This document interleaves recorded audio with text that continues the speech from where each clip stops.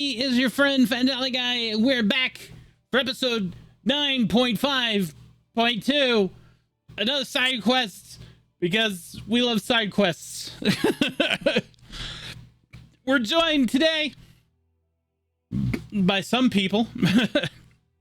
We got AP. Yo. We got Ashley. Heyo. And I have Tim in the wing. Heyo. But he's not part of the side quest. At least not yet. So I'm here, but I'm not here. Wow.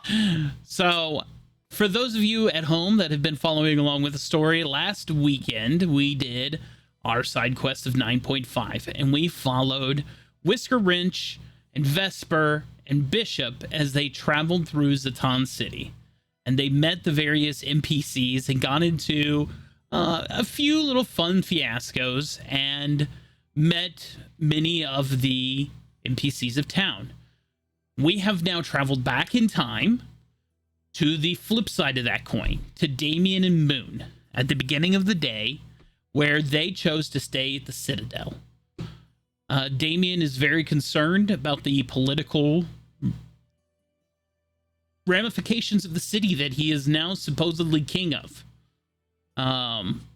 Moon, who we all know is a budding relationship between the two, has opted to stay with him. And even Valmora has found herself consumed with the idea of chasing knowledge in the city's library, so she has opted to go there. Captain Yuri, he's cool with this all. As a pirate, captain, king, whatever, he's just soaking it all in. And by that, he's taking a nap in the corner. Because he could care less. He's along for the ride. So that is where we are going to pick up today's episode, at the beginning of the same day as episode 9.5. So this is 9.5.2. And we are going to pick it up with Damien and Moon in the Citadel of Zatan City. So take it away, guys. Well, now that they're out of here, Aldrich, it's all day. I'd like you to describe to me what my city is. Please Well- tell me how our city survives. I guess the first question is how would you care for us to address you? Is it my liege, my king?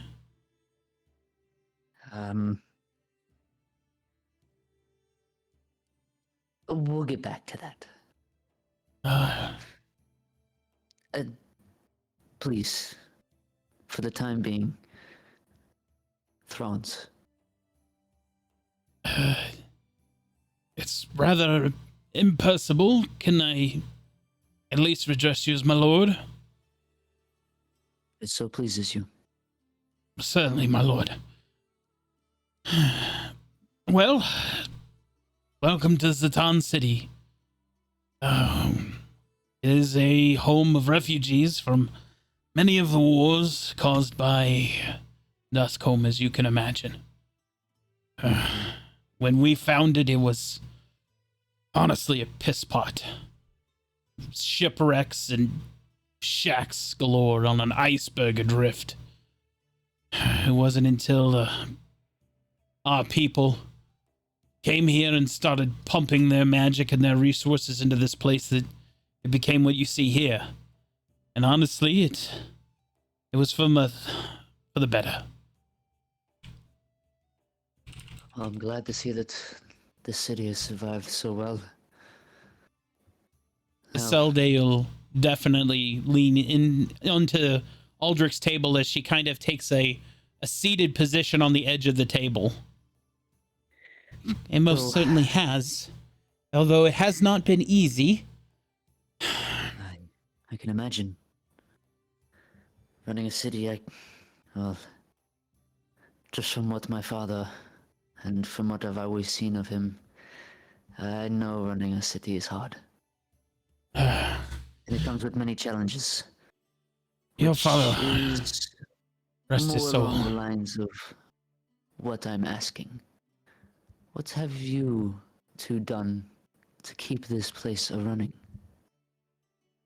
Well, Why are you two the best there is in this position? both Aldrich and Isolde kind of look at each other and then look back at you, Damien. It's honestly, neither one of us wanted to be in charge of anything. And Isolde shaking her head in agreement. Honestly, they just kind of put us here. Each of us were, in our own right, powerful. Aldrich was in charge of the gods, the people protecting us from all manner of beasts and the outsiders that tried to come in here and pillage and raid and bandit us. And, well, me and the magic casters, we did what we could to fortify our positions, and I kind of grouped us together, and, well, one thing led to another, and before you knew it, here we are thrust into this tower. And, well, we're kind of it. At the end of the day, Aldrich runs the military ward, and I make sure that the city stays protected through other means. I see. Before I get into what any means, I want to ask you one question, the both of you. Did you refuse the position? I did not. When they asked if I wanted to be in power, I said I would certainly take it. No one in the different guilds of magic wielders here in the city could match my strength as a sorceress. And so it was naturally right that I lead the isolationist. So when this position was open, it was only a natural fit for me to be here in the Citadel. Aldrich, on the other hand, has been here begrudgingly ever since. And Aldrich? I make no qualms about hating it here in this tower. I'd much rather be down in the armory or the garrison. Honestly, the politics of this all is too much for me most of the days, but somebody has to be here to make sure that Isolde doesn't just cast us aside. Well, I see why they put you two in charge. Now, Isolde, you said by any means. I'm curious. What does that mean? Well, where Aldrich and his gods defend us from physical harm, such as the bandits and would-be pirates that come to us, me and my guilds protect us from the supernatural, the weather. You may have noticed the dome that protects the city. So, the guild that I see here, we maintain the magical barrier that protects Zatan City. We make sure that the warding stays secure and that it has enough magical presence to maintain it. Hi. We also are the ones responsible for the ice storm that I assume you found a way through.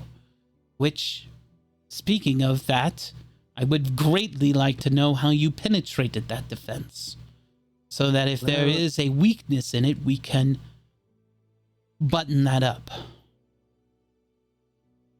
I do see what you mean. Bishop and Whiskerwrench, they would be the best ones suited to figure out how we got through. I wasn't anywhere near the bridge when we passed through the storm, but it sure was bumpy. So you came through it in a ship. It must be a hell of a vessel. I must ask you, both. When was the last time you ventured off of this island? Off of this part of our land? Well, Isolde, almost not disgusted by the question, but almost proud by her answer. I haven't left the city walls since the dome went up. This is my home now, and I will do whatever it takes to make sure that it doesn't go anywhere. I respect that answer. Aldrich, I would like to hear yours. Any chance I get back to the mainland. There are traders and others over there that respect us.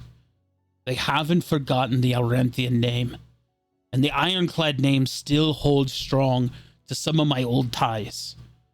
But they need to see the face with the name too. So I've been inland as many times as I can, although the damn ice wall keeps us from leaving anymore. Ever since the incident, and Isolde and her magic wielders put up the ice wall, we haven't been able to go into the mainland. Our resources are dwindling here, and it's one of my major concerns we have here, Isolde. Hi. Now, Aldrich, where is inland? Where's the mainland, you say? You visit? Directly south of here is the mainland. There is a group of dwarves there. They live in the mountains and in the low plains with some of the halflings. They live peaceful there. The dwarves, they remember the Ironclad. They deal with us. They have no dealings with any of the man. So they don't deal with Duskholm or humans. They'll deal with Ironclad. Aye. No, I don't mean to alarm you with this, but we didn't necessarily come here on just a regular old ship. I figured as much.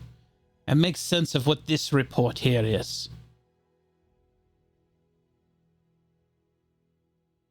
Aldrich's gonna open up a scroll, and it has a crudely drawn picture of the airship, along with a lot of technical data scribbled on it.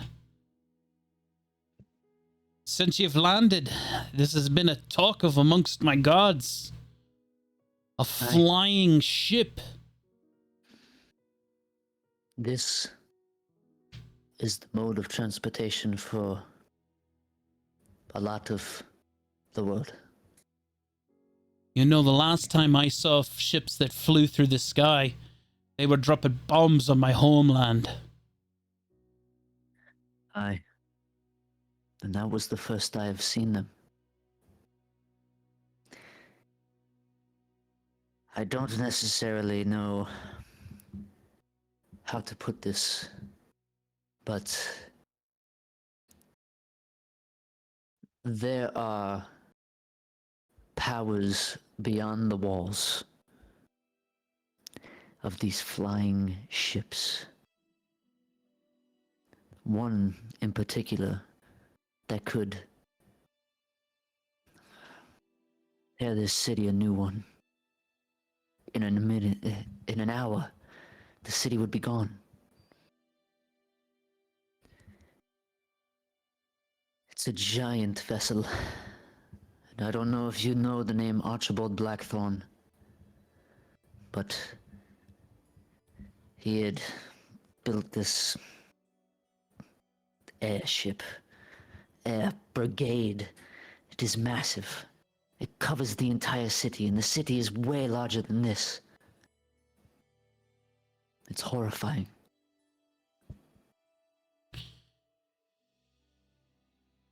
Your ship's nothing to scoff about. Aye. We have ships, trading ships in the harbor, and your airship dwarfs them. Aye. I could put a whole garrison on your ship and send them anywhere in the world in a few hours. You know what? I know that we have a set of blueprints of that warship. Do you know who has them? Wow. If I know Vesper, it'd be him. Aye. Either that, or they might have been given to whiskey. Well, I would like to ask, who are your engineers of the city? Hmm. We've got quite a few engineers, but there's only one that's worth her salt. She slaves away in the armory. Astrid Steelhand. She always fancies herself some sort of inventor. There was a tragic incident with a bit of magic. Isolde kind of snoffs at that. You say tragic incident. She killed 3 people. Some sort of black hole grenade she was trying to make. I'm glad you didn't say that when our friend Whiskey was here. Or my cousin. Other means. If there's any trouble, you know that they'll find it. I understand that. But Either way, I hope you know, once we have whatever ceremony we plan on having for the city and announcing myself to Zatan, I feel that we will need to make more of these ships. I don't know necessarily whether for military might, as I look towards Aldrich, or merchant and trading vessels. But wait, no. I'm sorry, my lord. You found us in the north because you were looking for us, correct? yes, Are they looking for us? This I would like Blackthorn? you both to sit down.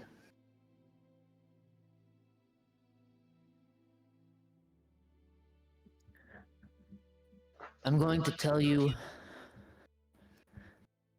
how my party and my friends have all joined together and who the devil of the word is. And I'm gonna basically start from the beginning and work all the way up until, you know, him and us fighting, and I'll continue with, you know, that's how Yuri ended up coming back. And it is possible that he might now be looking for us. Exactly how much are you going to tell them? Are you going to tell them about Magnus and Duskholm and about No. the last six months on the island? I am literally going up to the point of where we left the fight, and I'm skipping. I'm putting a big wall in front of the Duskholm stuff, Okay. and that's basically. So we fought him, and he might have gotten mad, and we might have gotten mad, and now we might be at war with each other. We haven't seen him or his army in some time, but we are at So, war with each other. so you've been on the run this whole time from this madman with a bloody air battleship who destroyed a whole friggin' city because you were trying to interrupt his plans because of a princess?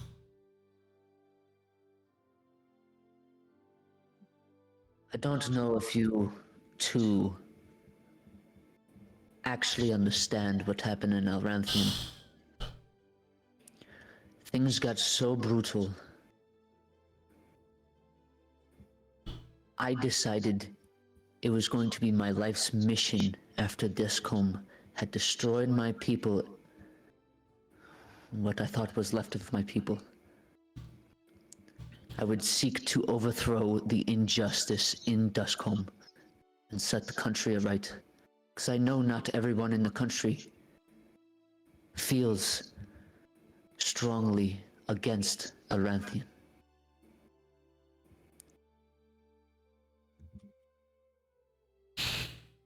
Things were said, things were done in Duskholm. I had left. I had journeyed to Athea's Landing, and I had found a new source of corruption. I sought to overthrow it. Not to take the throne for myself, but to get the old, evil regime out of place. This Princess Athea, she's not with you any longer? No. No, she is not. Is she safe?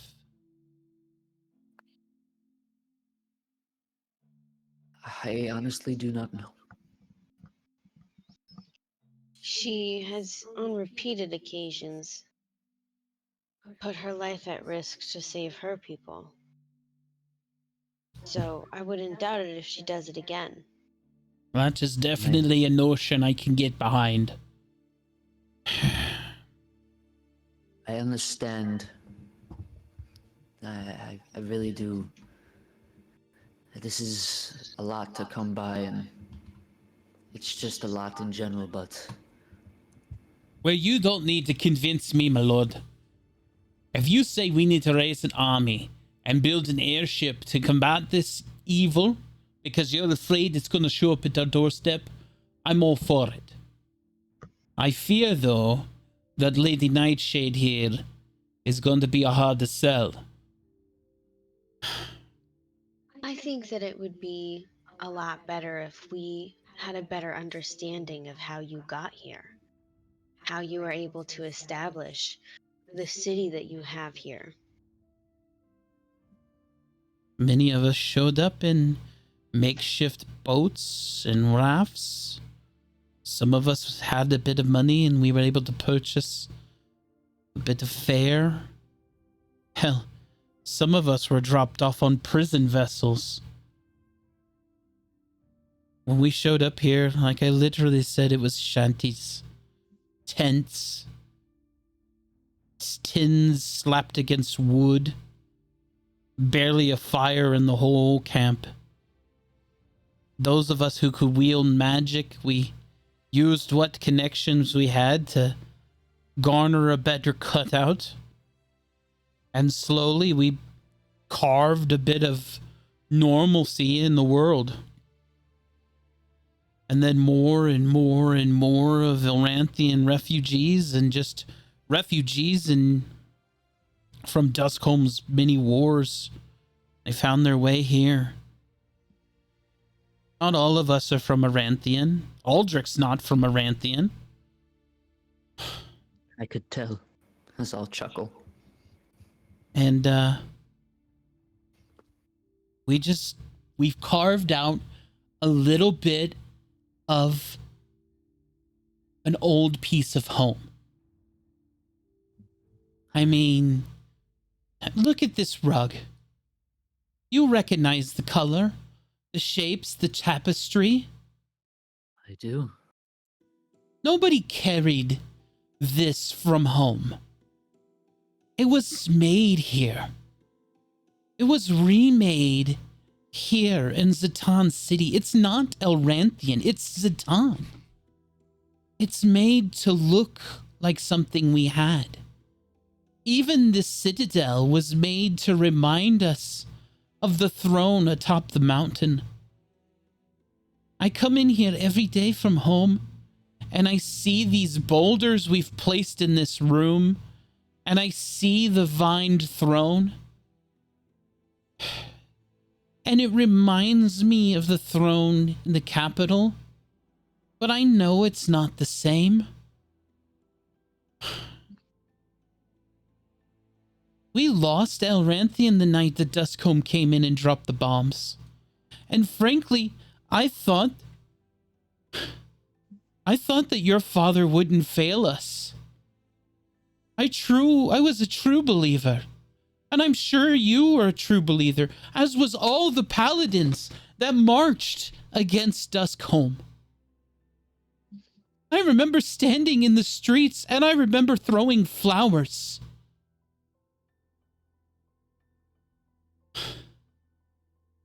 But when the bombs started falling from the sky, no paladin in armor was going to protect us.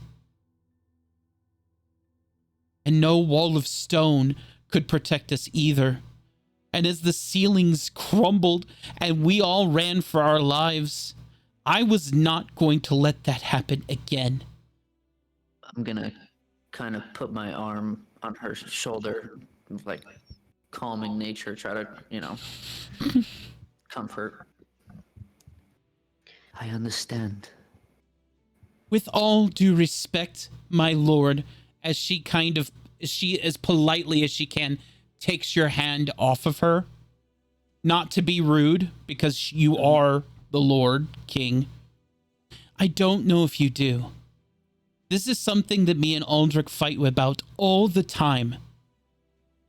Every time he goes to the mainland and he gets resources for this city, every time he makes a connection, it is something to lead someone back to us.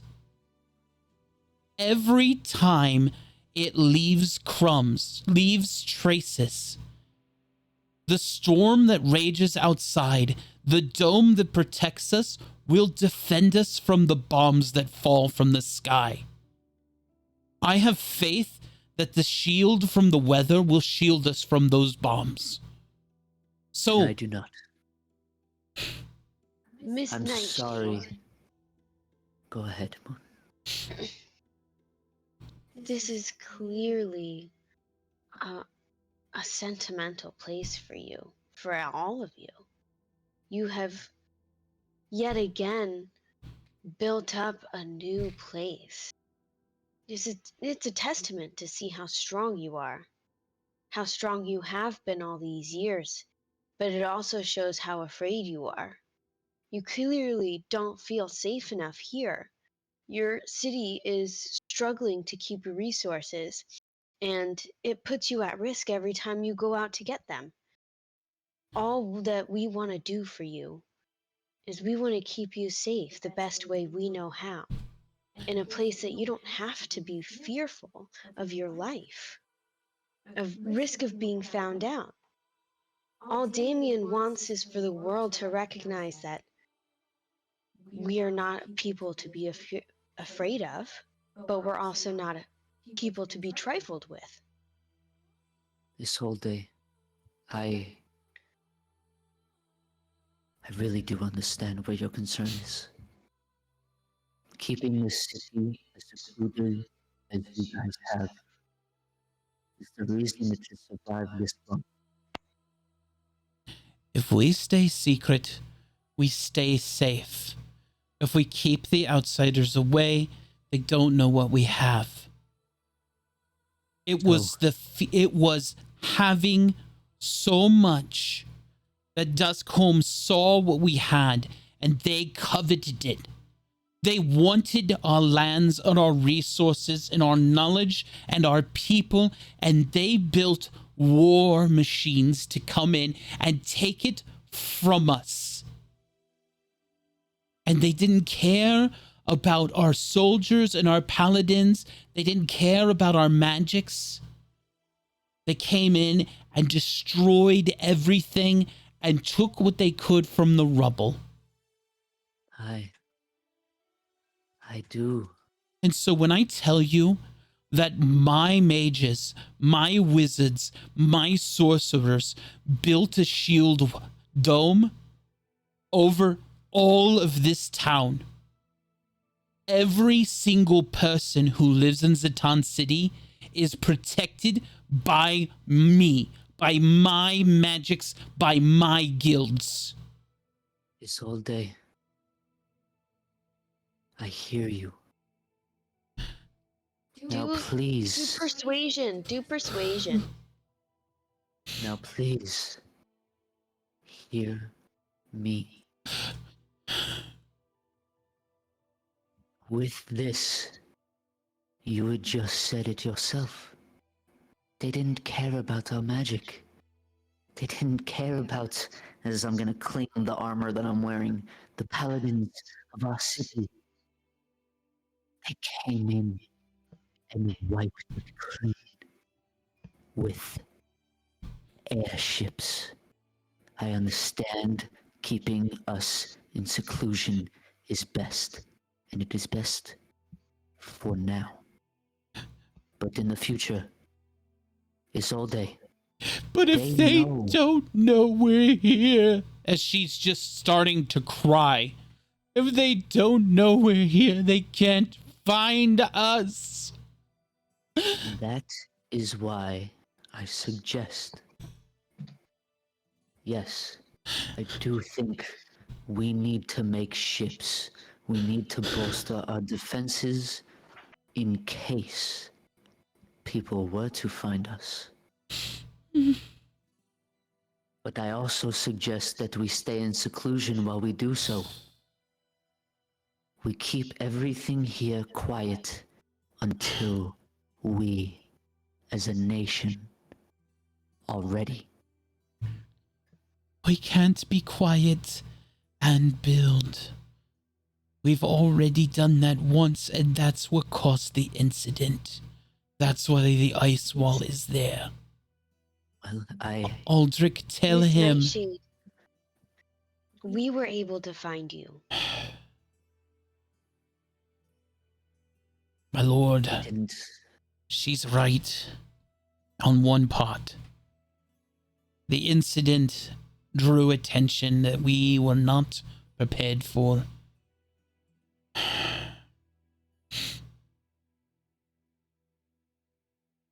What happened? It was about a year or so back. One of the Duskholm pirate kings, I guess is what they call them. They weren't part of the mainland forces. One of our trading frigates, I guess, stumbled across an ordeal that happened at sea. Very lucrative. They were able to make a lot of money and gather a lot of resources for us. Some of the crew members got a bit inebriated. And when they were broached about the subject, about where they came from, some of them told them that they were from the far north. After they had left port and headed back home, they took the long chain of routes that we've always done to try to shake off any tails. After they had made their way back to port, and after several fortnights, there was a raid. Several pirate ships showed up outside. It was bad. The south wall was destroyed and pirates infiltrated the city. We were able to defeat them wholly, and we didn't allow any of them to escape. We sunk all of their ship, and we executed every one of them. It was merciless. No trials. Public outcry even was it was poor. But it had to be done. And Anyway. here I sit a year later, and I think you made the right call. Either way, after that, the isolationists and Isolde did the ice storm. And ever since then, we've had no trade with the outside world. So, now we sit here, and resources are scant. We produce a lot of our own stuff here. We have mines under our own island, but we only produce crude iron and steel here, but nothing in the amounts that we can get off island. The dwarves produce such great quality.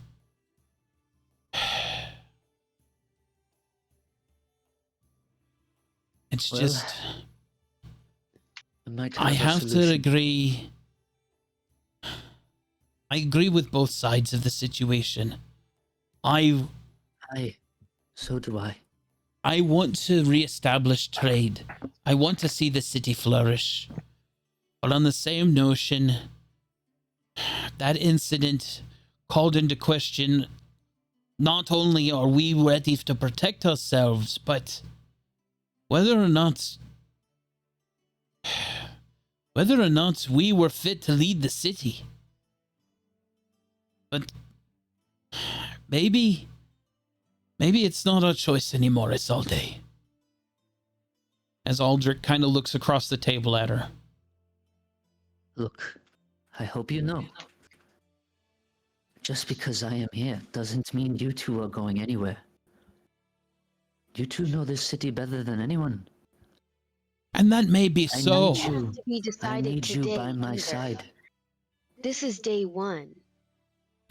It doesn't have to be decided today. There's a lot going up in the air. You're worried about resources for sustaining the city, but you're also worried about getting found out.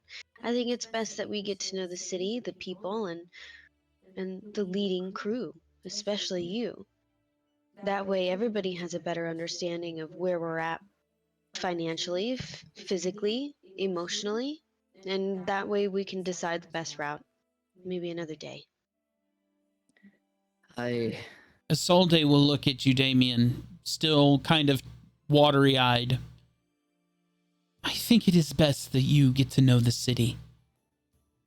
I think if you had a connection to these people the way that I do, you wouldn't be so ready to throw them into the grinder that is the rest of the world again.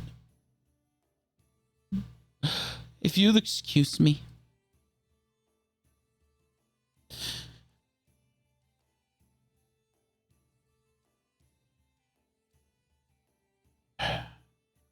Give her a bit of breath. She's just passionate. I could see that. It's been a very emotional day. Everybody thought Damien and Vesper were gone. I never thought I'd see another throne. I mean, we asked Elra if she would take the throne. I mean, she's the closest thing we've had. The sister to the king. And she told us no. In fact, every time we've ever asked her what we should do for the city, she's always told us to do what we thought was best. And she's always been there to offer advice or a helping hand, but never to be the one in charge. She always tends to her books. Tends to the information.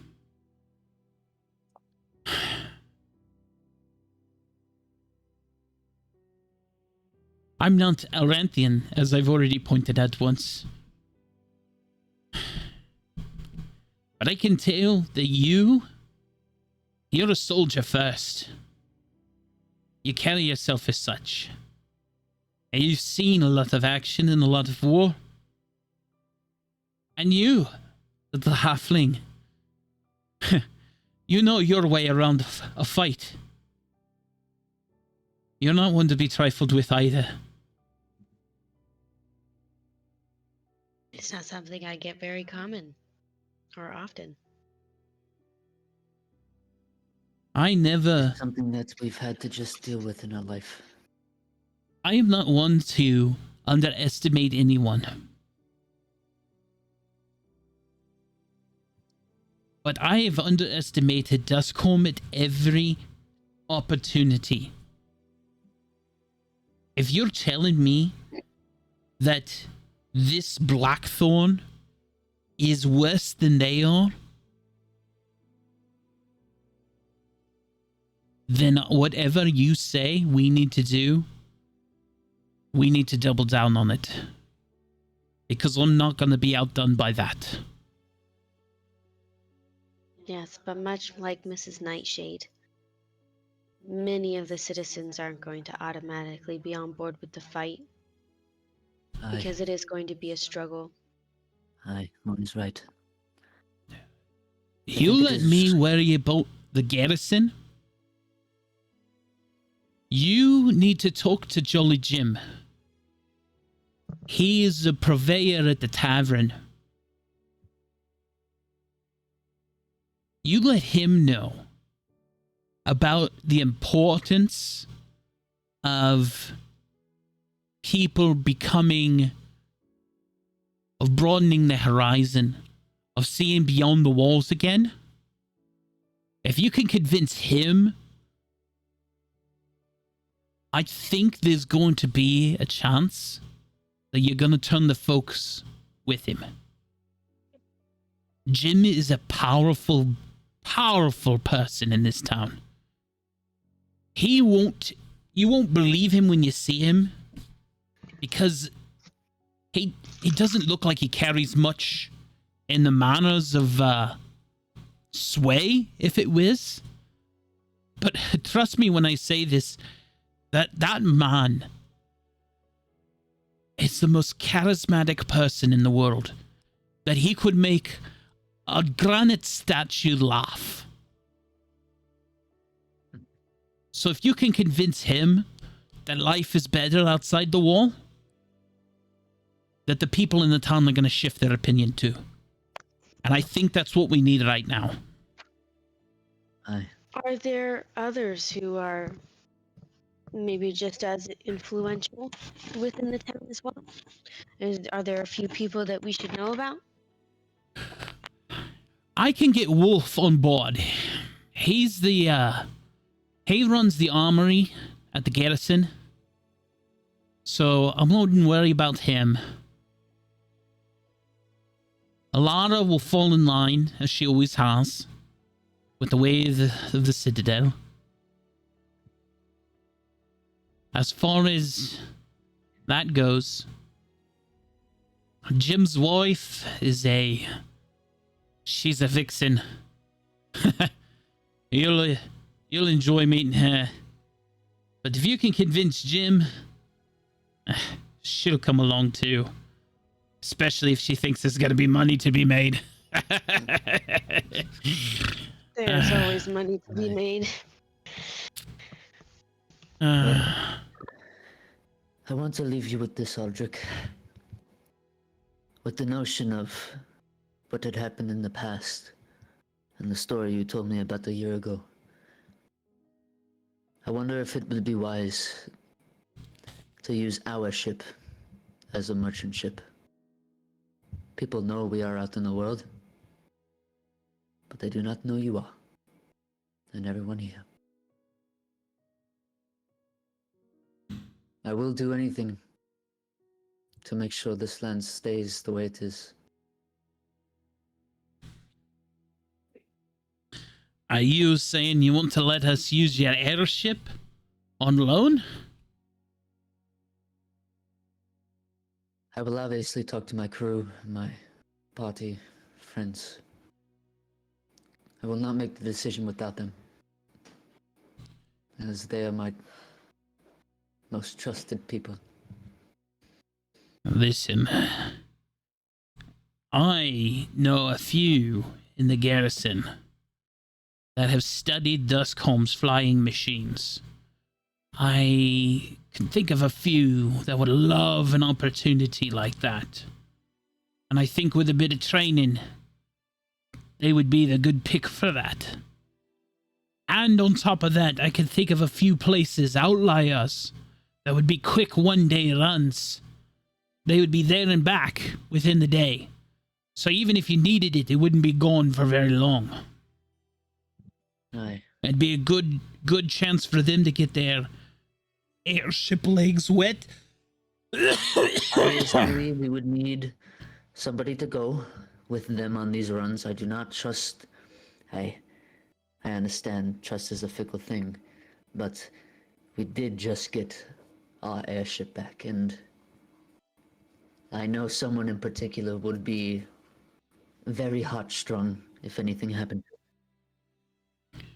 Damien, if they needed somebody to teach them how to use the airship, you know I know my way around them. As I'm gonna look at Aldrich. This is exactly the one I was thinking of. Well, to go with you, or the people at least. He is a captain after all, isn't that right, Jerry? If he's saying he knows a place that's only a day away, you've got definite things that you need to get done here. And I'm not doing anything here anyway. Why don't I take these, greenhorns and take the airship? At least I can do some good pilfering. I mean, privateering. At least I would feel helpful instead of just sleeping in the corner the whole time. Well, I would appreciate that, Jerry. And at least one of us Please. still has the airship. I know that Whiskey will be thankful for that. Just please look after them. If I see the cat on the way through town, I'll let him know. If not, and you catch up with him, let him know I'll bring this one back at the end of the day. Aye. Safe travels. With that, the captain and Yuri will depart to go get the potential greenhorns of the airship. Well, Jolly Jim. I would start Where there. do I find him? Well, I mean, I guess you could start wherever you'd like, my lord, but I think if you can get Jim on your side, let him know that life beyond the wall is a possibility again. Although, he's never been beyond the wall himself. He was born here. His parents came here long ago. Was one of the first here. He was grown and raised on the ice shelf. So, you got your work cut out for him. Maybe regale him with some stories of the land on the other side of the ocean. Maybe it'll win him over. Oh, and here. As Aldrich will dig through his chest, he turns around and he hands you a bottle. Take this to him. Aye. Jim is a connoisseur of fine drinks and food. Oh. Never mind. I know where I will find him. He always has the best stuff, and it's really hard to get him anything. But this is some stuff that I've made. I don't know if he ever tells the truth when I bring him some of my homemade stuff, but he always says it's good. So, maybe it'll win you over. Yeah. Maybe. Well, Moon, I believe we're off to the tavern. Of course. Aldrich? It was a Solde? pleasure to meet you. You as well, Mom.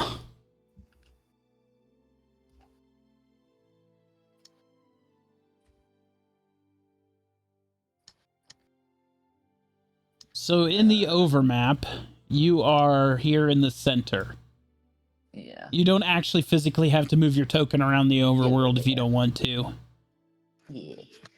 But we're just shoving like down So- this way. Frostfire is here. Yeah. The main road is over here, leading out of the Citadel. Okay. So the nearest two destinations would be the Armory and the Tavern. Okay. So we, well, at least I will be going to the tavern. I will be following. So, at the Tavern. Man, it's so nice that the way that I did this map being all on one page. I'm not gonna lie. And the fact that the tokens can just slide wherever they need to. Mm-hmm. It's really nice. I am gonna put Jim here. And you also see a line of patrons going back into the bar at this time.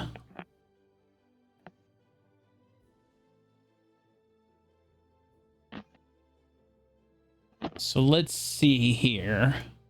Can we do Sonic Craft?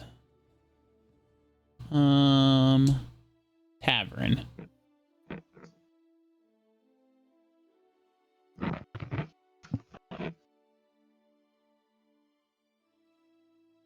So,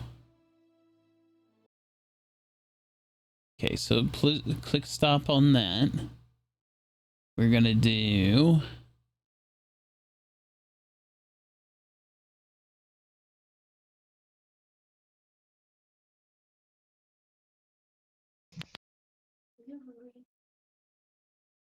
let me see if I can do this. So slash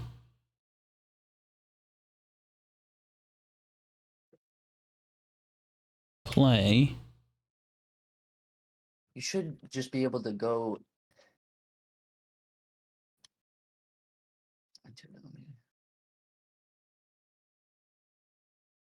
Is there not a tavern one? There we go. There we go. I got you. Thank you. Do you want solemn, casual, whimsical, festival? Casual. Yeah, there we go. That's the one I was after. All right. So, as you are going into the tavern, you see a line of people making their way inside.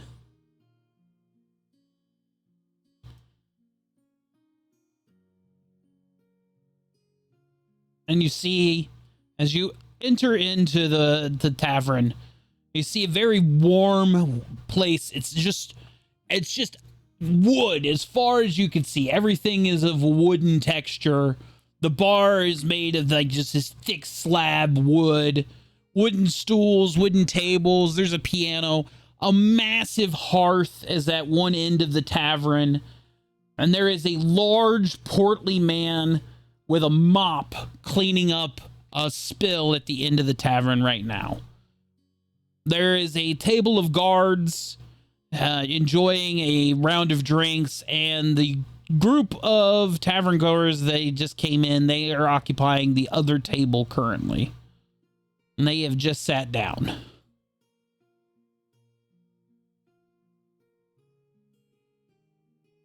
All right. I'm still gonna roll a perception check just to see if I can notice anything out of the ordinary. Any key details that I should pick up. I'll do the same.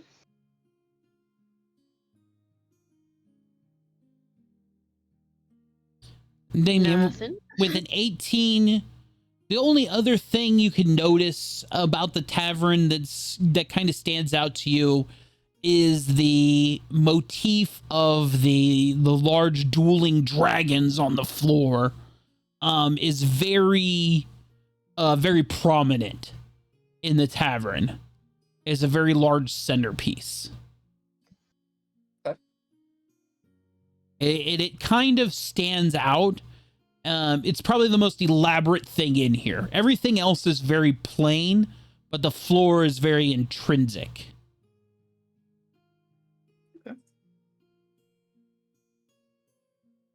Well known. It's nice and cozy in here.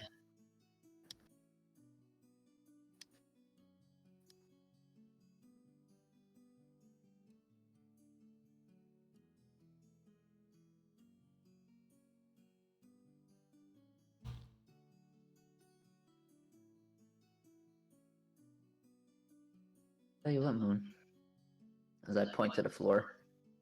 This is rather interesting. It's beautiful. Look at it. Gideon Ben, never had get out. anything like that. Other than things on the wall. Hi. Welcome to Frostfire. How are you? I am good. Here you go. Here's your drink. And for the little one, here you go. Enjoy. Aye. Damien, in front of you is a very tall green bottle with a very ornate kind of glass rose stopper. And a very tall fluted glass was placed next to it. And Moon, next to you is a very short bottle of some sort of black liquid and a shot glass.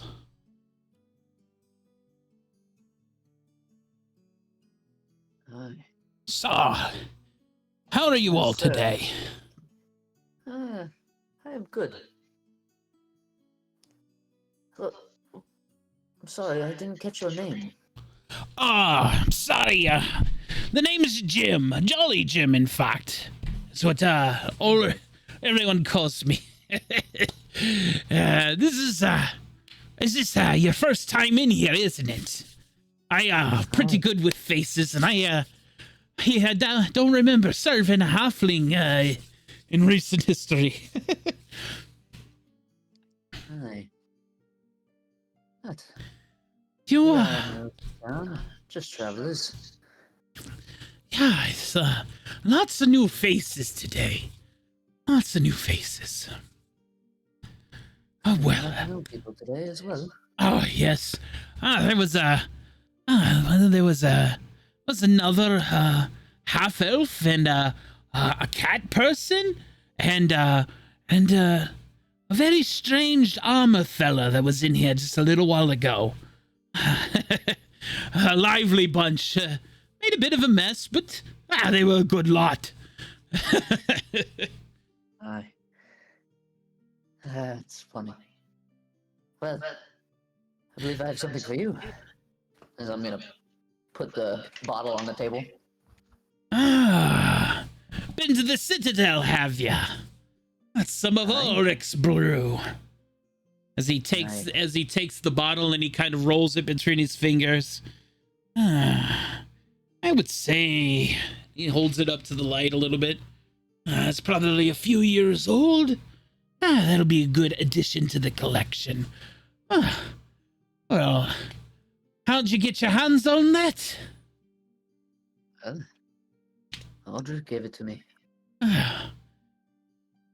Outsiders visiting the Citadel, so I would assume you don't look like you've been in trouble, so are you friends with them?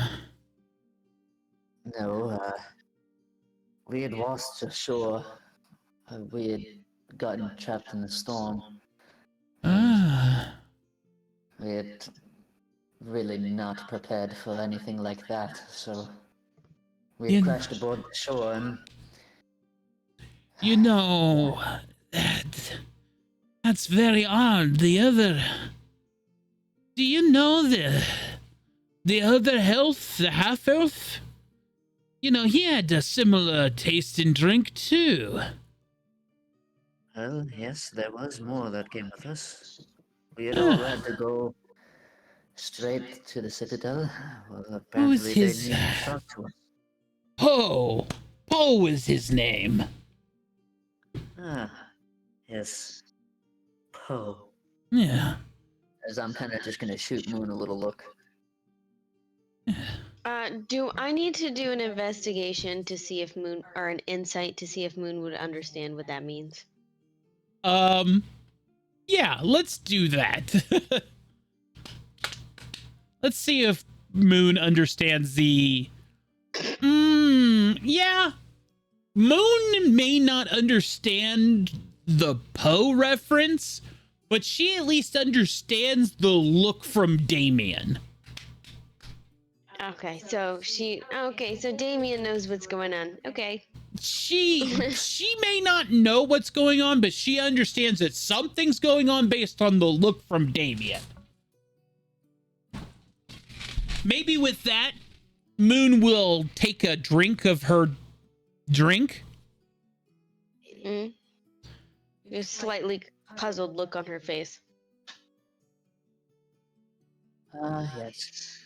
Oh, I swear he's always the... I hope it wasn't too much of a problem if he'd come in here before. It was no problem at all. He'd had a couple of bottles and, you know how, well, no offense, but you types, sometimes have a bit of a problem holding your liquor, and, well, an accident happened and the bottle got spilt and a little mess, but no problem. His robot butler thing, he paid me handsomely, and then they left without any further problems, so all is well, you know. Aye. That sounds like the time that I met all of you. I had a drink spilled on me in a tavern when we first met. Yeah. You'll have to... Of course, it was a cup like Damien has now, so I was obviously drenched. Damien. It's a strong name. It's a good name. I would like to introduce myself since I haven't done so. Ah, Hello. My name is Elias. Elias. Hi. Elias. Technically, it's Elias Whisperwind when I'm a junior. Oh, well. Elias, it's good to meet you. I haven't met a Whisperwind before. Hi. I've never met one besides myself and my family. You, Well, as I'm gonna kind of point at Moon, go ahead, introduce yourself. I am Amy. Well, Elias, Amy, I'm Jolly Jim, and welcome to Frostburn Tavern. And if you ever need a drink, you know where to find it. Anyway, those two are on the house. The first one's always free. So, Hi. I'm gonna go, Thank you. you two enjoy those. I'm gonna go make sure anybody else needs a refill. Hi.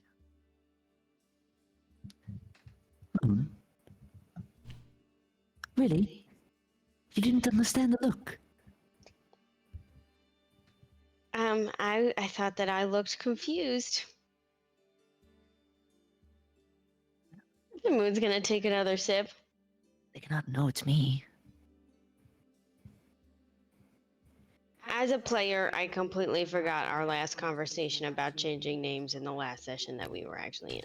So.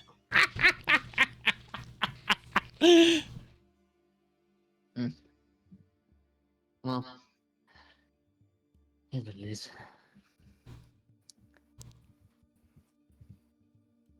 Now Damien's gonna get exposed. He didn't understand it.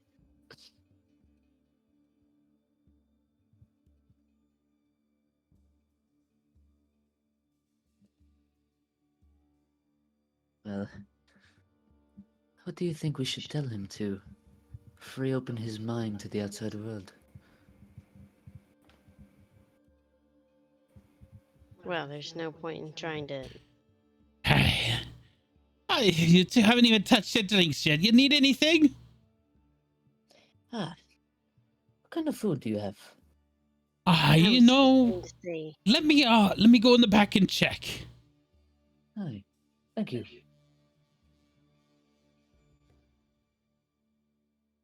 There's no worrying about a conversation to change his mind of the outside world when he doesn't even know where we are, because honestly, your name means everything. Well, they cannot know who I am yet. I understand that. But it will help the cause.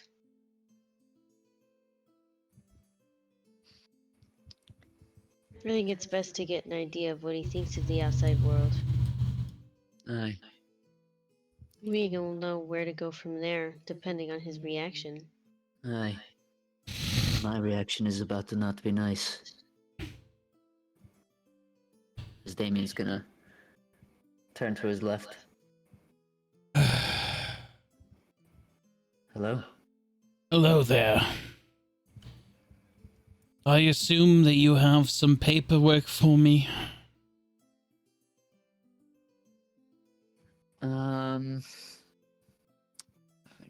Give me 1 second. I want to see.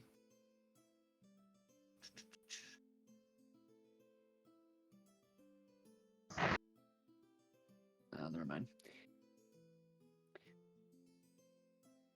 No. No, I don't. Really? Aldrich didn't tell me I needed any paperwork. Interesting. The other Aye. outsiders had some. Well, Aye. well, do you care to explain who you are? Can't just let outsiders be roaming the city carefree. Aye. Let me be honest with you here. Leave your 2 men here, who one is clearly by the door and the other one is clearly checking on the rest of this tavern. And why don't you go talk to Aldrich and Isolde yourself? I will not move. You have my word. As I'll take a sip from my drink. Moon will be sipping from her shot glass, Each of holding you, in, trying to say, each of you, give me a history check on your drinks, by the way. Since this is the first time you've actually taken a drink from your... Oh, just fuck it right there. Okay. And then give me perception on each of your drinks. Oh, no.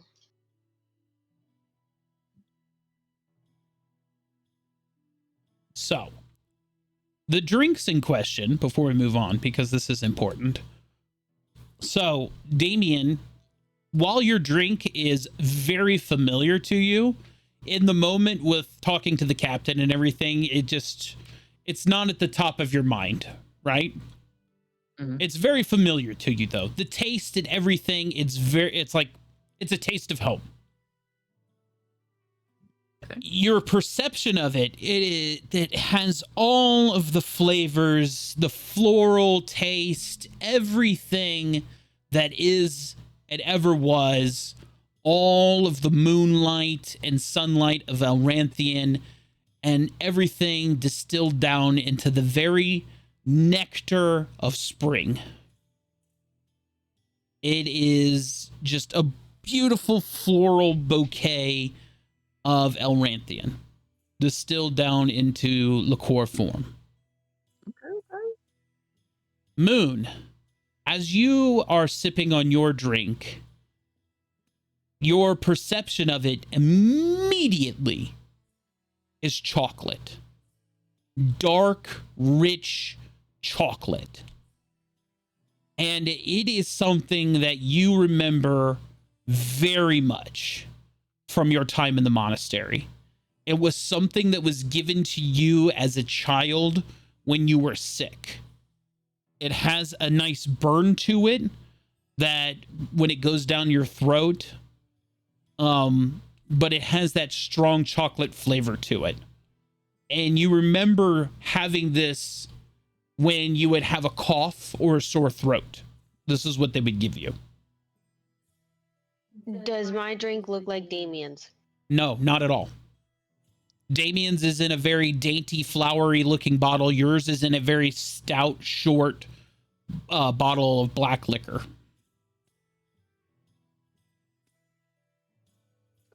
Two completely different drinks.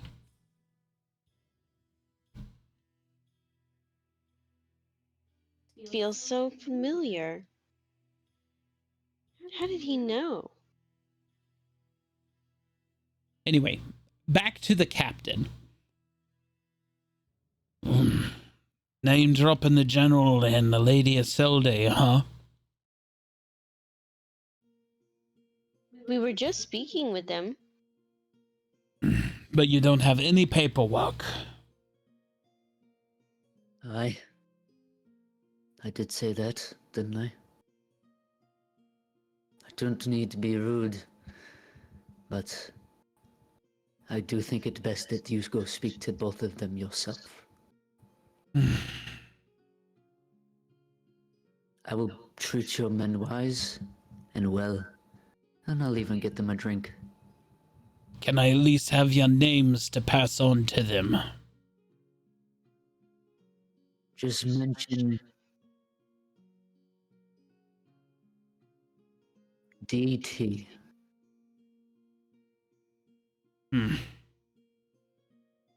DT sends the moon.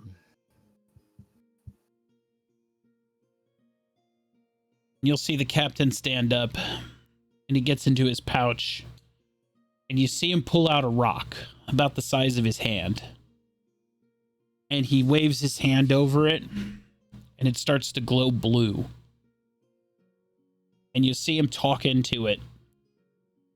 And then he waves his hand over it again, and the blue stops. But may I ask, what is that?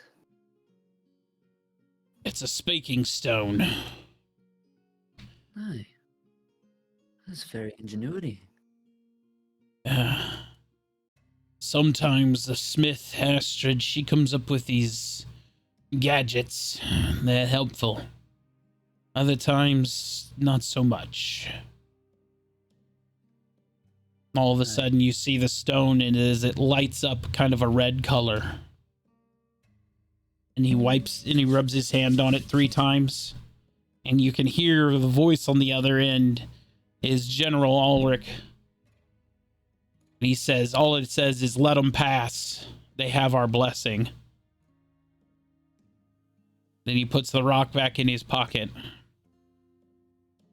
Well, you've heard him. They are good.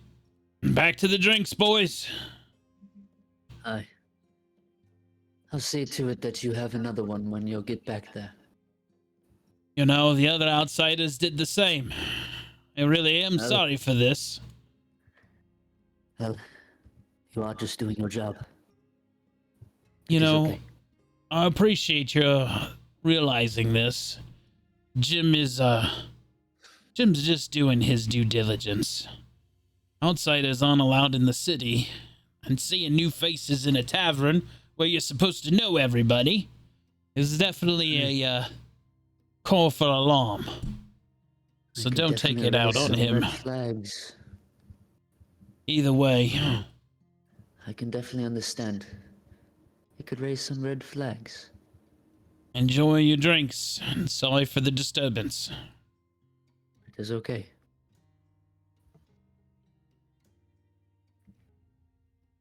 Well, I feel like I shouldn't even have given a fake name, just as a player. I feel like that was dumb. Nobody knows who Moon is. well, that is true. I was just doing it for myself. I get that, but my head's fucking everywhere. Well, that's over. Fuck it, I'll just continue to go by Moon. You enjoying your drink? It's dark chocolate. Oh, You know, fancy. in the monastery, they used to give me this when I wasn't feeling well. A little taste of home. What about yours? Here you go. Some food. As he puts Moon's a eyes are gonna like bulge out of her head. large garden salad in front of you, Damien, with all the leafy greens and everything. And Moon in front of you, the largest baked potato with salt and butter you've ever seen. Oh yeah, she's gonna be visibly drooling. Thank you, Jim. The I dark chocolate and the potatoes? Can you, like, see into my head? no, I don't see into your head. I just have a knack for knowing what people need to eat and drink. Much appreciated. Mr. Jolly Jim, may I request that you call me Moon? Of course. Of course. I like that name much better. It suits you much better. You look like a moon. I bask in the moonlight. Yes, I- you do. I'm And sorry, she's just gonna start.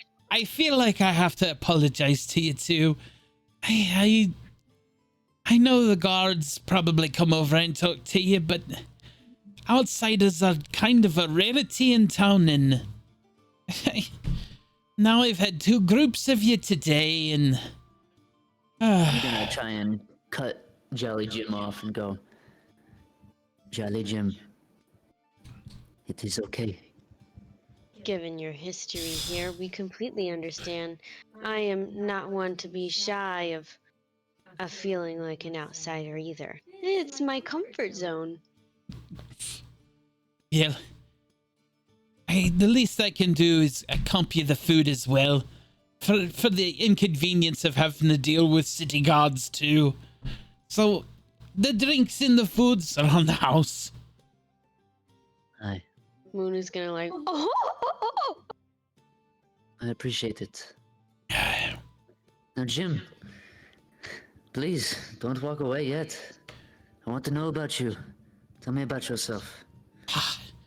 I Who am. is Jolly Jim? I am but a humble tavern keeper. I just love foods and drinks and making sure people have enough of them. So, have you always been in this city? I grew up here on the ice shelf, to be honest.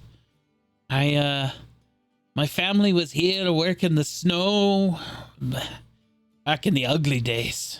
And then, when the wizards showed up and when all the walls started getting built and the town was built up around me, I started coming in here again against my mom and dad's wishes. I started talking with the people, and I just seen so many things and so many smells, and they brought so many foods with them and so many drinks, and I just had to try them all. And I don't know. Because of it, I got so good at matching people to their foods and their drinks, and so I started the bar. And I've never looked back. Aye. It suits you. Well, thank you. Practically, I'd say. I love potatoes. I haven't served a baked potato with butter and salt in probably 5 years. And something about you just spoke to me when I seen you. And I picked that spot up this morning at the farmer's market, and it was huge. It was sitting on top there. And I don't know why. I didn't have a plan for it or anything, but I just felt inclined to buy it. So, I guess it was meant to be. Aye. I'd say so. Charlie, have you ever ventured outside of this city? Oh, no. No. I mean, I used to live in a small village on the ice shelf, and then once the city was being built, I moved here, so... I mean, but the village wasn't but just a few hundred feet away, so I've always been here on the ice shelf. You know, Callista, she wanted to take me on one of her trade ships. She said she was going to show me some crazy Palm Islands or something, and I just didn't. I couldn't. I couldn't leave the tavern alone. You know, I don't have anybody else to run it, and I do understand that. I mean, you seem very jolly as it is now. To be talking with outsiders. yeah, and, Just seems like you're suited for it. you know, I've never met a stranger. And as long as I know what kind of foods and drinks they're into, I mean, we always have common ground. So, Right. Jolly, I want to tell you a story. I do love a good story. I want to tell you a story about this place I once knew. Jim will kind of shovel himself I'm up gonna- on the bar a little bit, and he's got a tankard with him, this wooden handled thing. And as he drinks, you get a little bit of dribble on either side of his lips that kind of go down his chin, and he picks up a napkin and kind of wipes his face as he's settled in. He's ready for this story. There was once a land, run peacefully by its king. Its king had a daughter, and advisories, and all had seen well, until they had found out the wrongdoings that were going on in its own regime.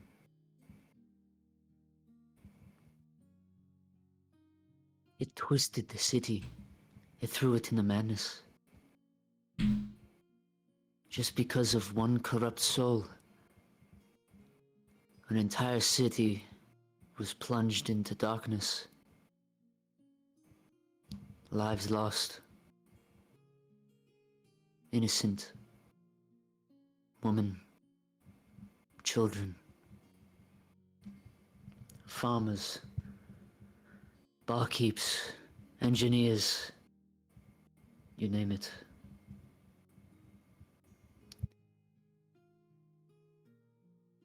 Jolly, the reason I am telling you this story is because this place was dear to me. I had once saw a place just like it get torn down by somebody coming into it. And well, do you ever wonder what it would be like to have a world without corruption? We, A world without evil? I like to think that we have that here. Satan is, we're pretty safe here. I mean, we've got kids that they do the simple stuff, you know, the graffiti on the walls but we don't have the murders and the thefts. Everybody here, we take care of our own. And I like to think that's because of the Citadel runs a pretty good ship. You know? And the gods, they do a good job, you know? And we're real weary about the people that we let in here, you know? I know that this place used to be harbor of traitors and pirates and prisoners, but the people here in Zatan are none of those. And even if they were in a prior life, they have taken it as a chance to make their life over again. And the few bad apples that I've ever come across here, they are dealt with. They're dealt with very swiftly, you know? Aye. So, And what if there was an army to come raid? well, we have the guard, and they're strong, and their metal is strong too. And he says that really loud as he raises his massive arm into the air. And the guards, they hear that, and the captain, and they all raise their glass as they pound their mugs onto the table. And we've got strong back of the common folk. And you can feel the normal people as they raise their glass. Yeah! And they carry the city and make sure that we're all taken care of. And then we have our massive dome.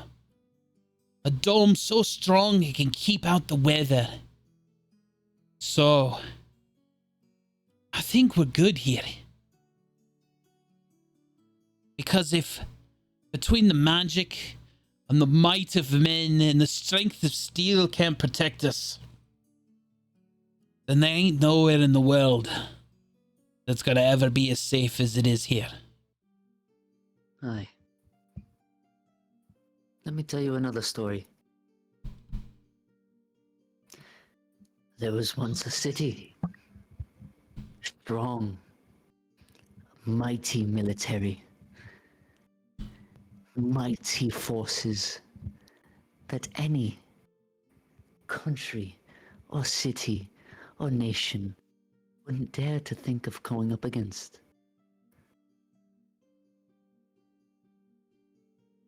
And let me tell you, Jelly, they went down as Damien's gonna turn his head a little bit, and he's gonna come back and he's gonna... They fell harder than a sack of potatoes. It didn't matter that they were together. That was the downfall. It was easy picking. This is a beautiful city. And if the evil, corrupt nations that I have come across in my time on the outside world, if they were to even... if they even thought that there was something remotely close, there's something up here, they would come and take it with all their might, without hesitation. They would find a way to get past all of the obstacles that are in place, as nations have done that before. That may be so, but Isilde and her dome, and the Mages Guild and their wall of ice, those are just levels of defenses. We have the guardsmen. They are strong. Do you know how many there are here? How many who? The guardsmen? Aye. There's probably 500-600 guardsmen. Probably another 1,000 in the militia. As Damien's gonna kind of put his head down onto his drink and kind of onto the bar. Jolly, that will not be enough. Well, if that's not enough, we'll call up the 500 mages of the guild. Them alone should be more than enough power to overpower anybody. I've heard them. What if it wasn't? Well, but it is. There's no sense in worrying about things that... You're just worrying about things. These are things that... Here, drink up. I think you're just worrying about stuff. We're safe here in Zatan. There's a reason that everything here is the way that it is. Maybe on the outside world, people are corrupt. People are bad. But the way we do things here is different. We've done this way on purpose, by design.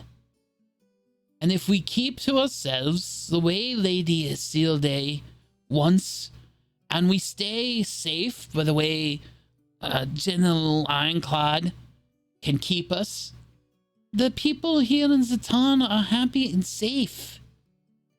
We don't have to worry about the rest of the world. It can go and rot. As long as we've got good food and good drink and a warm fireplace. What more can we possibly want? Jolly Jim, do you ever get worried about the resources or going to find resources and having it tracked back here, much like our leaders do? You know, my wife Callista, she's a merchant.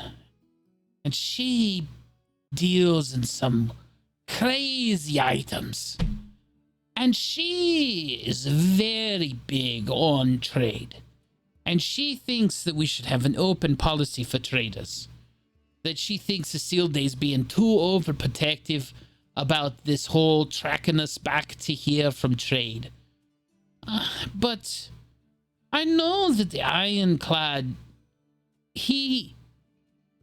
after the incident where the pirates attacked here, it was all because somebody said something and it all came back to here. So...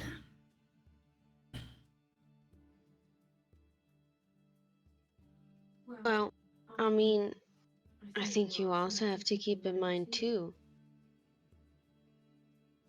if she is still concerned in being overprotective, there's a very good reason why. We have come from the outside world. We know what is out there. And you of all people know why we should stay to ourselves then. You have to admit things are so much better here in the city. Since the moment you walked in here. Have you ever been to a place like here? I don't think that I have enough experience to say so. Well, not in this city. In that case, get out of my tavern. Go walk the city. You'll see that the people are happy. The children play in the streets. We don't have the crime that you've probably seen in the world. And since the gods know that you're friendly, you don't have to worry about them anymore. Go see what the rest of the town has to offer. And then you can come back, have another drink. And if you're not convinced then that we're safe here, I'll buy you another drink. How about that? Sounds like a good deal. Unfortunately, Jim, I think it will have to be more than one. I look forward to seeing you both later today. How about that? As do I. Well, then, if I tell you anything after going in there, it is all more clear to me that we are most likely going to have to continue this endeavor with Blackthorn ourselves. I think it may be challenging, but I'm confident that we can change his mind. Are you talking about Blackthorn? No, Blackthorn just needs maybe a little communication with the god I so love. I'm talking about Jolly Jim. As long as we get our leaders on board, which will take time, nothing is going to happen in an instant. You heard him. The people are happy. What else more could they want here? You heard it? That is exactly what he said. Yet there's still worry in the air, and why do they want to keep so quiet is because they think they're going to be attacked. If they're apparently the man of the people has no worry at all. So, the people must not have any worry. This is one person we've talked to, not the whole city. Well, and yes, like I but... said, and like the leaders of this place had said too, it's going to take some time, But we need to get all of the leaders and the influential people on board. And how Knowing long will more it about- take for them to find out where we went? How long will it take for them to find out this is where we came, and for them to track us down here? And them to do the same thing they did to Atheus? Tell me, Moon. Please. I Because we think do if not know. No, we don't, but it's not going to happen in a single day. Let's fucking hope not.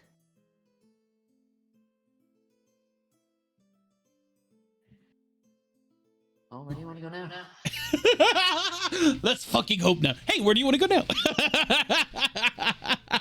I just like the hard break from roleplay to when you go back to just being a player and you're like, oh, cool, that's so cool. Where do you want to go now? Moon is going to be visibly irritated with you. Ooh! Very irritated with everybody else for not understanding, so be it. People will always be mad at the king. You have That is to not what this is about. you have to Moon is admit irritated because you keep cutting her off. you have to admit that this place has been well hidden, and that aside from a single incident in all of its time, it has been very well protected by the status quo. And I think that Damien is not seeing yet. They have not met the dragon yet, number one. They don't know that Damien is back and alive, number two. And number three, they aren't seriously keeping in mind the amount of, like, complete, I don't know how to, frightened state that Miss Nightshade is in. Yeah, well, When That is- everything actually comes into that light, is a it'll be a valid- huge turner. That is a valid And- point, because Yes, and the status of the leadership of the city is not common knowledge to the general public. You know, And because player they to put on a player- face too, you know? yeah, and player to player, I still have wedding cake Oh, fuck. and a D20. my thing is like Damien is set to try and convince the people that they aren't at peace, they aren't safe, that they aren't the things that they are. So, me as a player, I have no idea how to convince them. Oh, Might, as a DM, might I also throw a wrench into this and suggest that maybe you don't interrupt the status quo? And that is what Damien is now realizing, that he is going to have to go at this alone. Perhaps, just throwing it out there, perhaps the best way forward is not with the city. Is the city better as an ally or under your rulership? That is another- As a player, I don't want to have to make that decision. Let's just see how it goes. You've still got so much to explore and so much more to do here. Yeah. This is literally your day one in the city, and you're asking big questions. And you've met Yeah. 3 people in a whole city. Yeah, 3 people were pretty sure that everything's perfect. Well, you've got the general on your side. Just throwing it out there. You can do it. You've got the general on your side. Well, I mean, like, well, okay, I can't say that I know I can do it because as a I'm here. Joe. you know, as a king, I Hey. can do whatever the hell I want. But I mean, like, Joe! you know, and So, yes, you know, I will say this, DM to player. You are the rightful king. Both of the representatives of the city acknowledge your blood lineage as such. You can just pull rank at any time.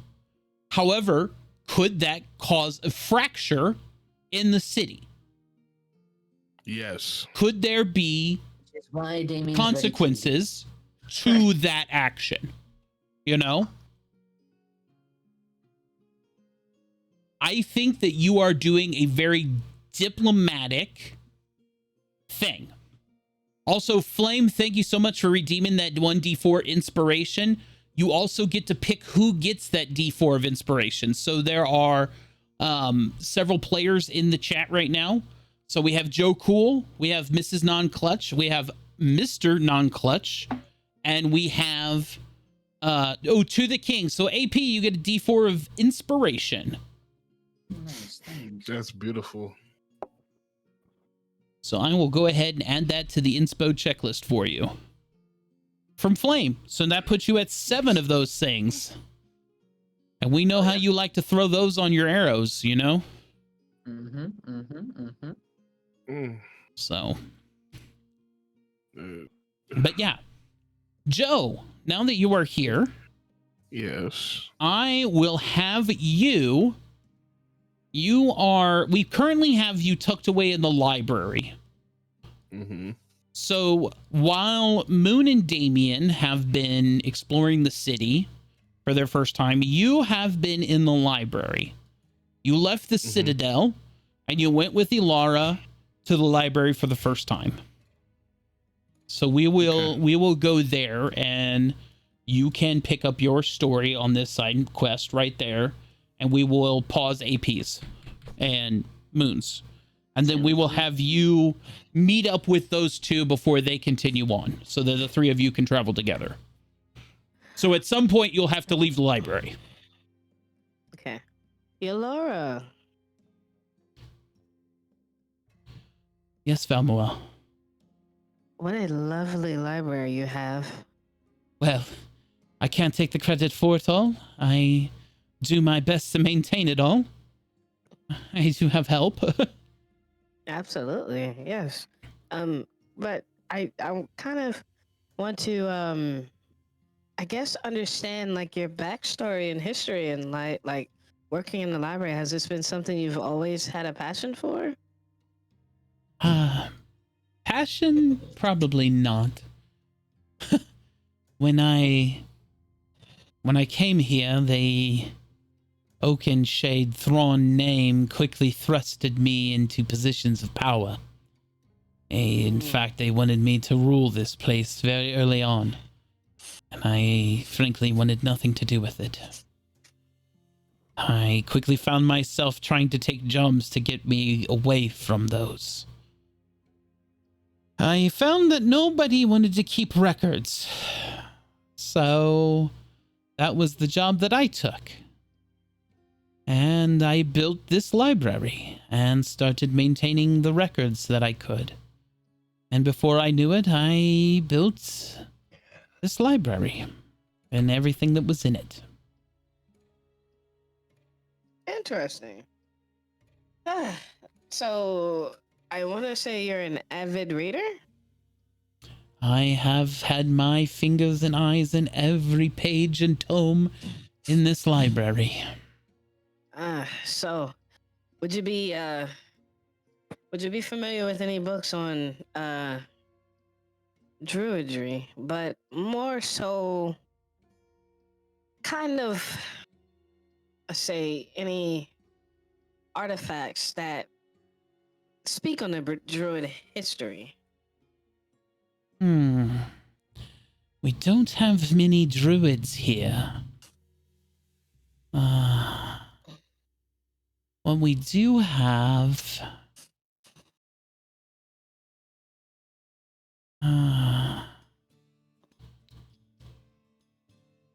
here.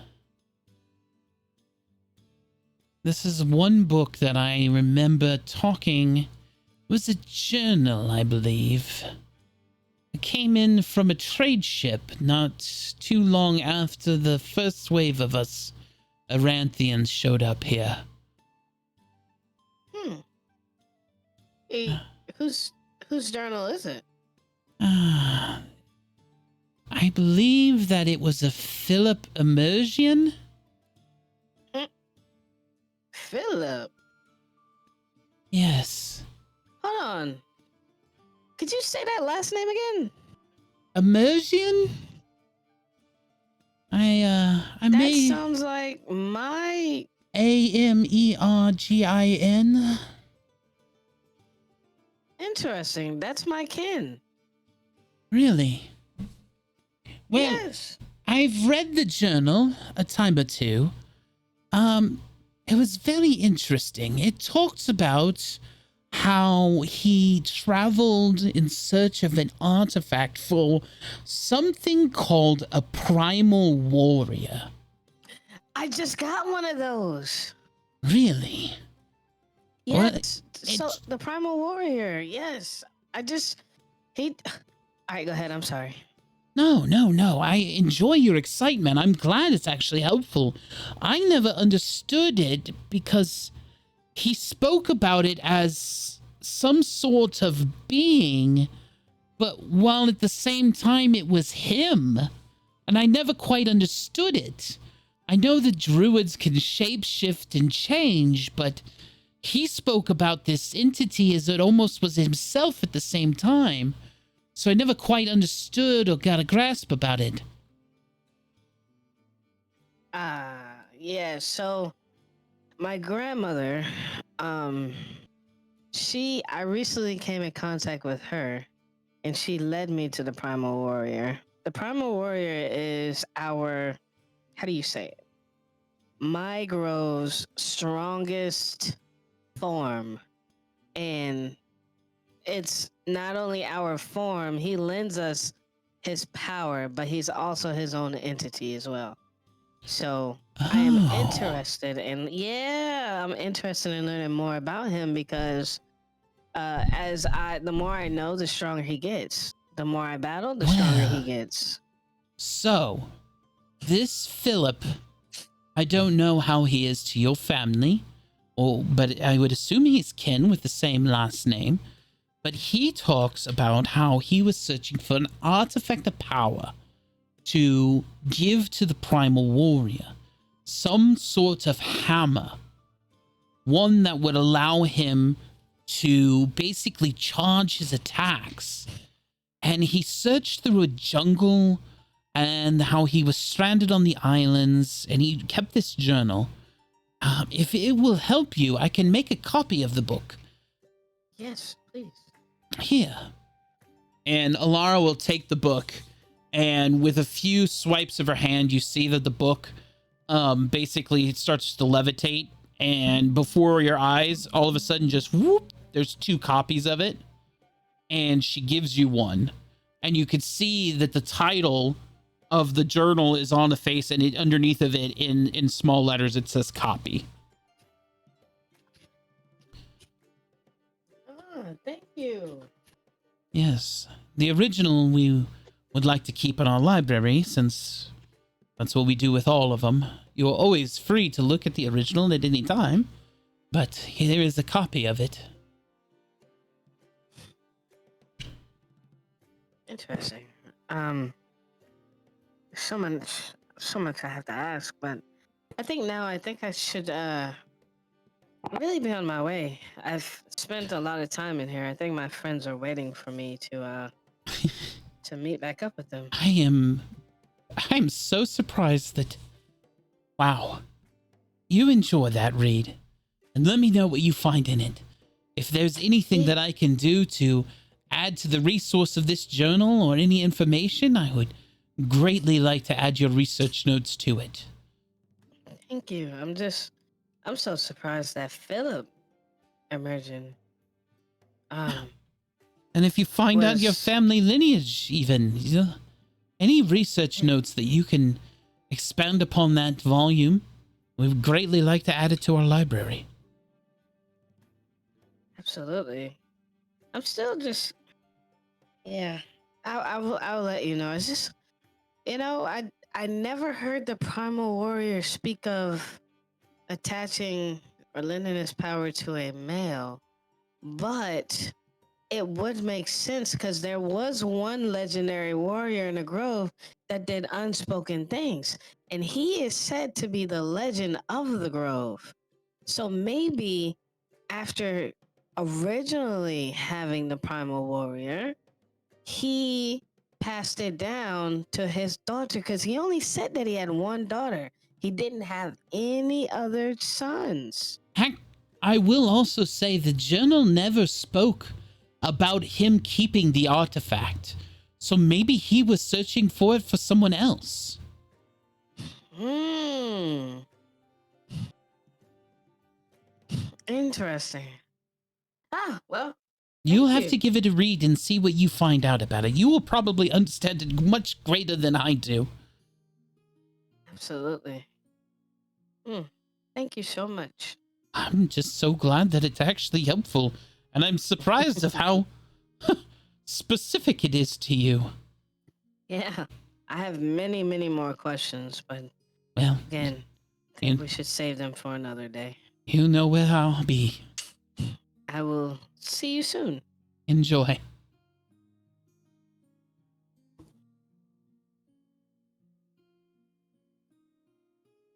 Mm, And with that, Valmoria is going to gently close the journal, put it into her bag, and begin to walk out of the library with the biggest smile on her face and greeting all of the librarians as she walks out. So, on the overmap, you are located here, Joe. Okay. And AP and Ashley, you are down here. So, where do you all want to go from there?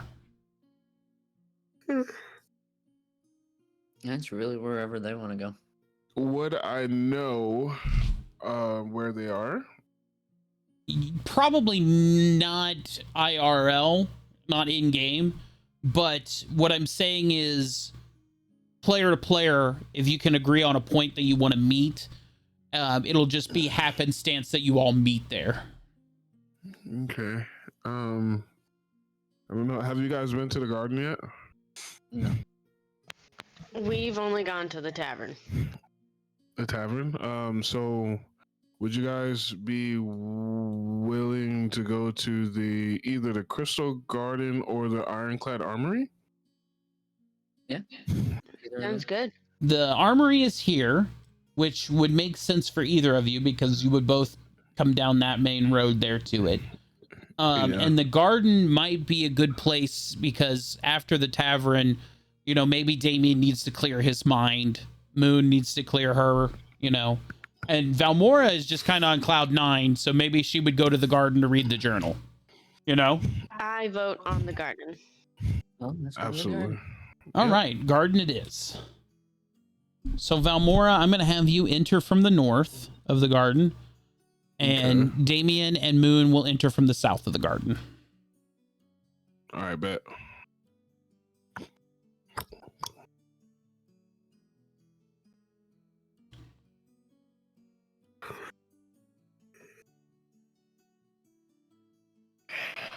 Oh my gosh. Mm, I'm going to clear some of these people out of the garden. Place. what a wonderful walk that was. And look at this place. It's so beautiful. Fresh water. It's been so long since I've seen a river that's so beautiful. And trees. The garden. I think I might pass out from all this luscious fruit.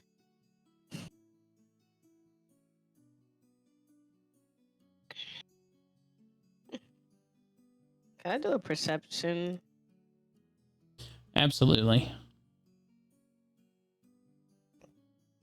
Let's see what kind of trees these are. Valmora, as you are literally looking at the forest for the trees, you realize that they are some sort of bonsai, but they are way too big. Like, they're like cherry trees and bonsais. And normally these small, dainty trees, but these are big and hardy.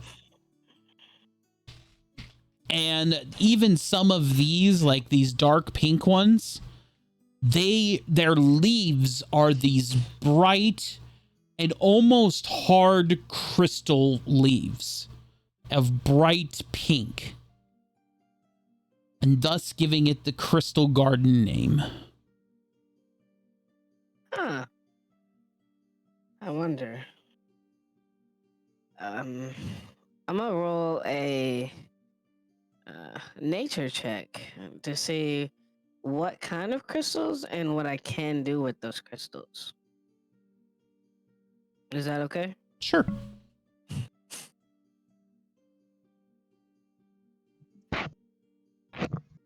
So Valmora, as a druid, you have literally never seen a tree with crystal leaves before. This is something completely new to you. And you are looking it over, and you are trying to be very careful with it, but you are trying to take a sample of it. And this guard here will notice you, and gently he will ask you not to touch the trees, specifically the crystal ones. I am so sorry.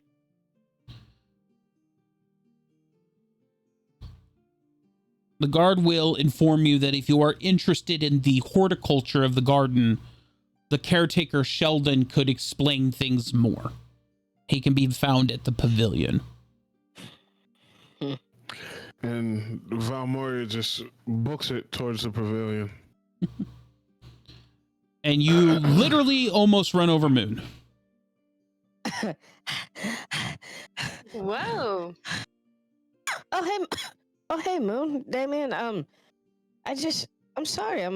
I saw these beautiful crystal trees, and the guard said that if I have any questions about the horticulture, to come see the caretaker at the pavilion, which I trust that is you.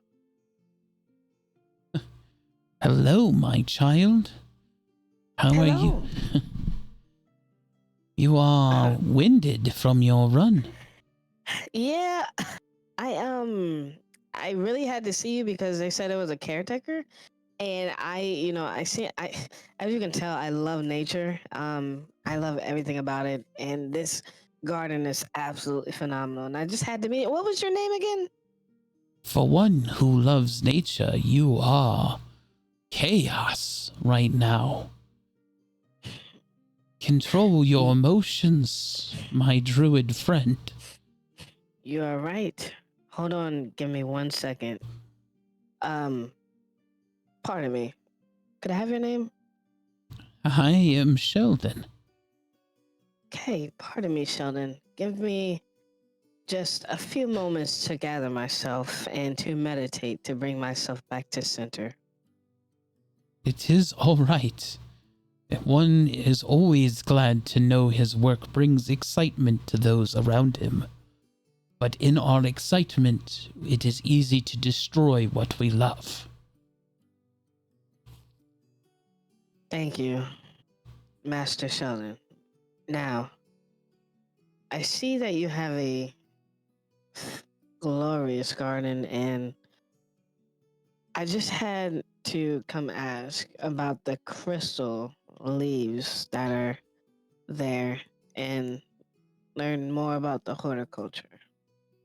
Ah, yes, our crystal trees are an oddity. Here, you may sample them if you like. As Sheldon reaches up and grabs a limb very gingerly and pulls it down for you. Ah. What can I do with said? Yeah. He takes a paring knife out of his waistband and he'll clip a few of the leaves off of the limb very gingerly. These were slated to fall anyway. Pruned, they will replenish the limb anyway. They will serve a greater purpose in your satchel.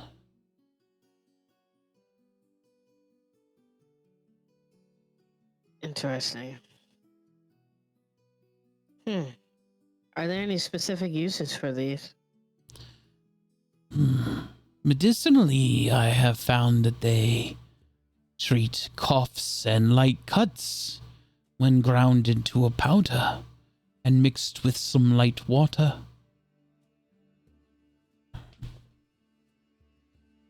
Okay. Thank you. Do you have any fruit? The garden does not bear fruit. It is not that type of garden. It is a garden of beauty for those who desire an escape from the clutter of the city. A chance for one's mind to escape the architecture of stone.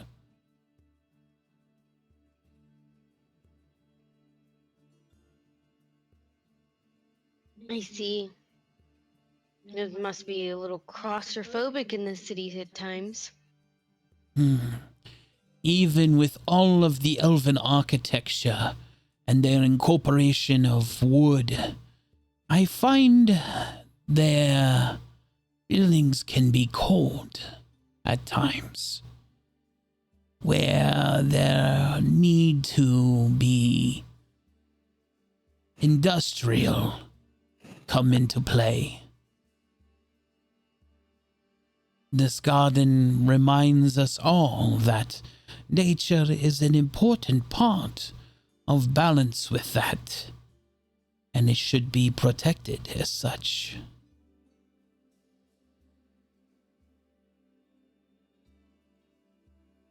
Do you think that this garden could thrive even more in a better environment? This garden would perish without the magics protecting it from the weather outside. It is a passion. Not in this climate, but in another. Perhaps, but this place is unique to all other places, is it not? The temperature just the never rain? varies. The rain here is predictable. It never snows. It never changes of the season. Crops grow year round. It is important to keep pruned, since trees do not wane in fall. Must make your job a little difficult. It just makes my job important. Where people can see the beauty of my labor, it shows my passion and their understanding. Just like the farmers who grow our food do so on a schedule, I maintain this beauty on a schedule as well. I see. What are these beautiful trees? We have a lahakai, the bonsai, and the licrin, or the crystal leaf. How are you able to have such a garden? Where did you get saplings? Many of these trees and saplings I brought with me from exotic destinations. And I tried many of them here. Well traveled. As a turtle, I have seen many places in my time. I have been all over the world. Seen many things.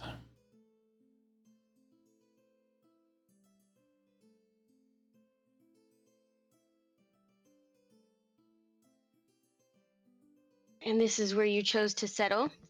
Is it the people or is it the location? It is purpose, I suppose. I was on a ship that came here. I had no real reason to be on the ship other than a lack of direction. See where the winds would take me. When I arrived here, the city was beautiful. Its architecture was new, and the city was massive. The dome in the middle of a snow. It was something I had never seen before. But the city had no soul then.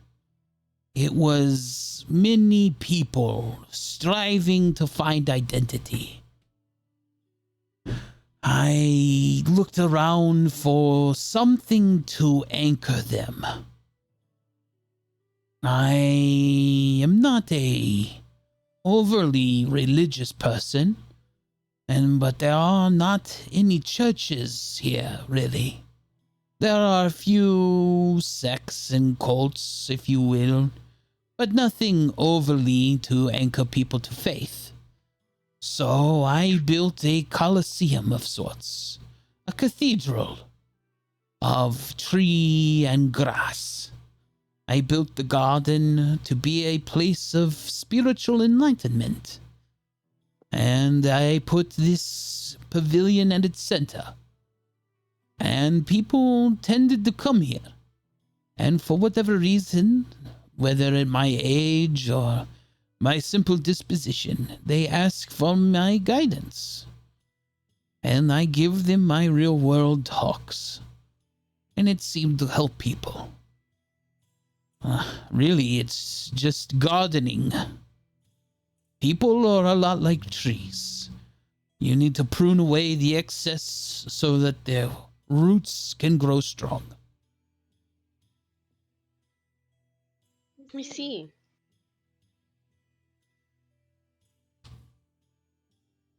Quite a beautiful garden. How long did it take you to make such a place? I have been here for 3 years now. And this garden about that long.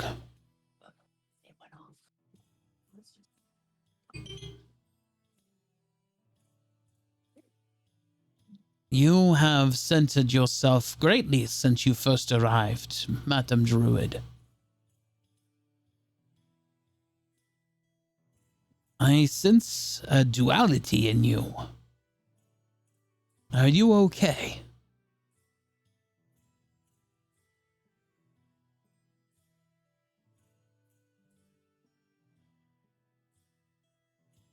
Val, I believe he is talking to you. Deep in meditation she must be. Yes, absolutely. Say again. I was concerned. You arrived in such a chaotic form, and now you've calmed yourself so much now. I can sense the duality of your personality. Yes, absolutely. I just, when necessary, I am very calm and leader driven. You are driven, that is for sure, but there is new purpose in your soul. I can feel it, like a heavy rain on your leaves. You have found a new fire to burn.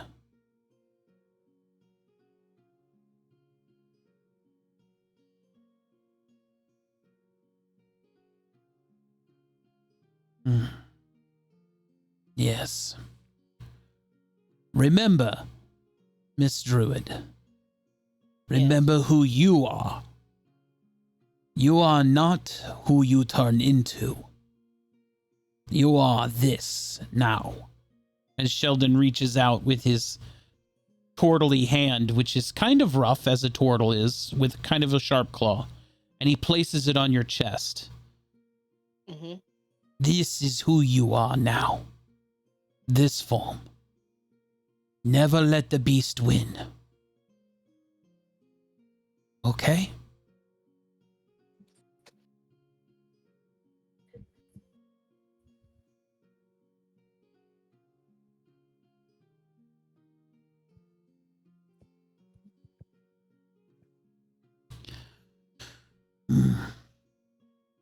And how about you? Do you care for me to help you in any way? Or are you... Yeah. I just haven't figured out which way I wanted to be helped yet.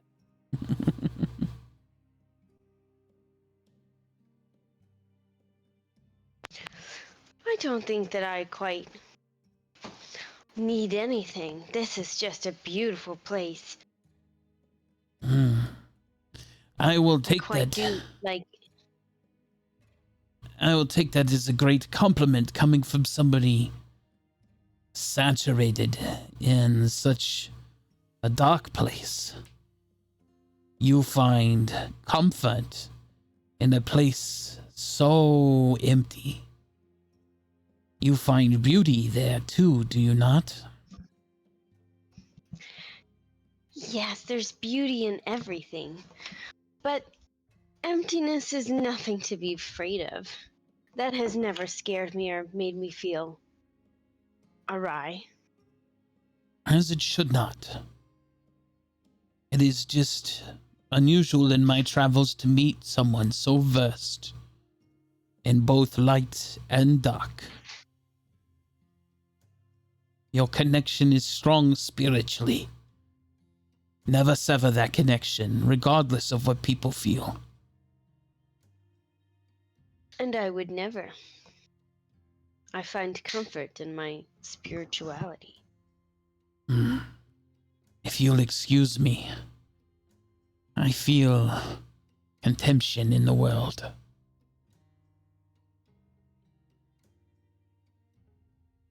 I'm just gonna go back and meditate.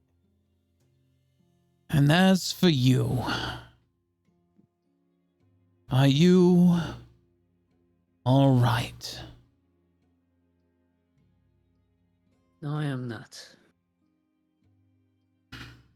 But I've never been. You, I can tell, are not one to be easily swayed by fancy words. You are someone that is swayed by action. Aye.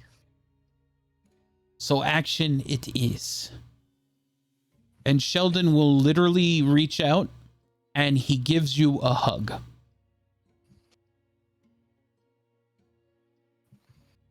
I do not know who you are or where you come from, but I know you have found your way into my garden, and you will always be welcomed here.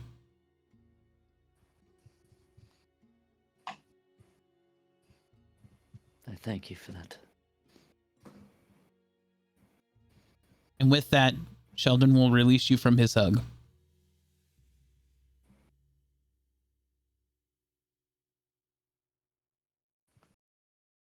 I know your face, by the way. And if you do, I would request that you keep it on the low. May I just say, it is good to see your father again.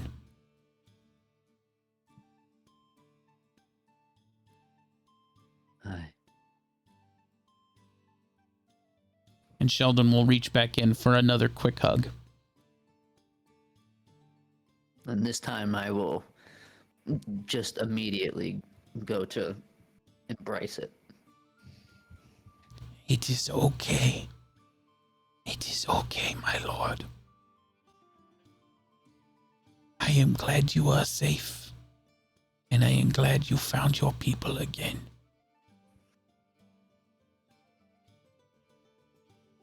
As am I.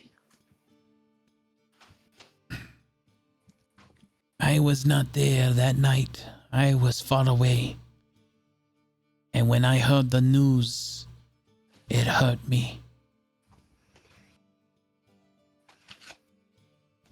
Maybe in part that is why I chose to stay here when I seen so many of those that were hurt that night. Aye. He was good people.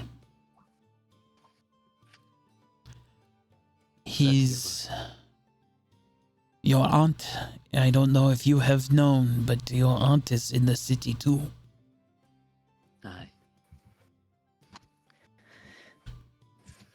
These are my companions. They know who I am. We have already been to the Citadel. We've talked to Aldrich in this all day. And yes, myself and my cousin have reunited with a long-lost relative. That would explain why he is going by a ridiculous name of Poe. Aye. Good thing I didn't introduce myself to you. Oh. My name is Elias. Guess I'll giggle a little. Well, Elias, I will address you as such until I am instructed otherwise. Aye. Either Thank you, way. child. I am Moon, by the way.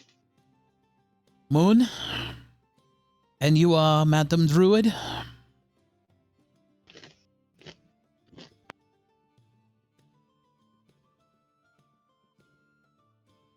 Well, I guess I will just refer to her as Madam Druid. Aye. Her name is Valmoria. Yes. My name is Valmoria. Well, the other outsiders, were they the cat and the armor with 2 souls? Aye. They are with us. My lord, I must tell you about the one who calls himself Bishop. He houses a friend of yours, yes? Aye. Yes. I do not believe his soul to be bound to that armor. I can feel his... Yes, Bishop is himself. But your friend, the cat, he is along for the ride. If that makes any sense. Aye. He is but a vessel, using it as a ship, a safe place in a harbor of storm. Aye. Do you think that there would be a way to get him out? I have no information on this. Only that I can feel his soul is along for the ride. Aye. I appreciate your insight. As do I. When I met him, it was very easy to see the 2 of them.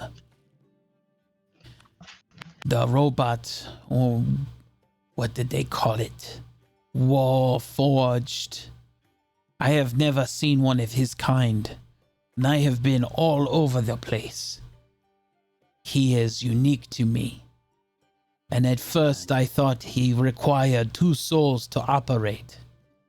But then it was apparent to me when I watched the cat walk on its own, separate from his body, but not visible to any other.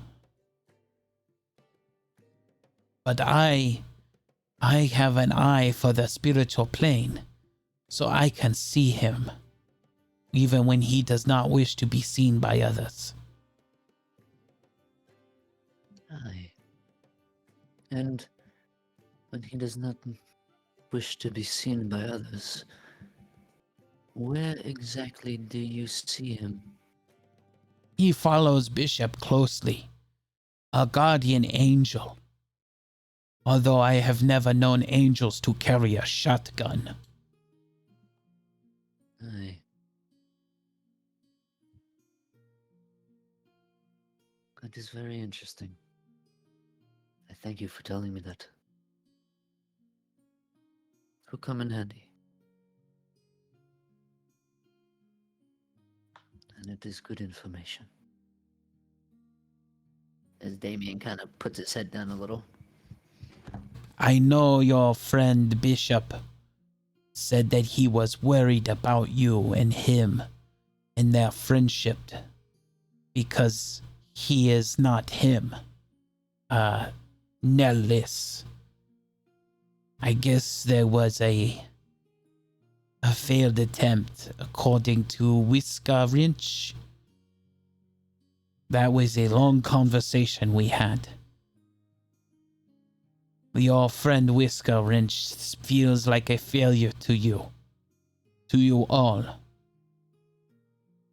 He set out on a journey by himself to a place not of here, to build anew for your friend. He failed.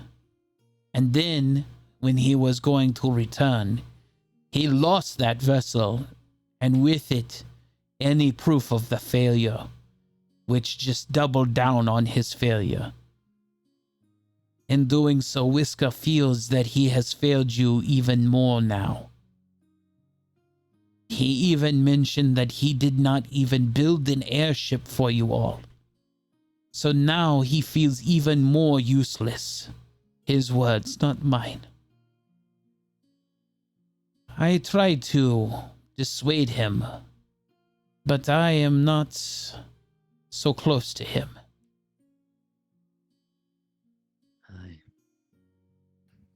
I want you to know that when people feel unusable or not useful or unneeded, they tend to drift away. I can assure you, he will be a great friend to you still.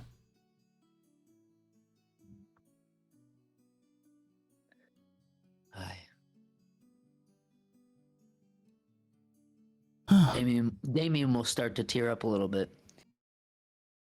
I just don't want to lose my friend. Again. Moon will grab onto your forearm because it's probably the most comfortable reach. And she'll look up at you and say, Whiskey only feels this way because he cares about you so much. I think that you should give him a hug.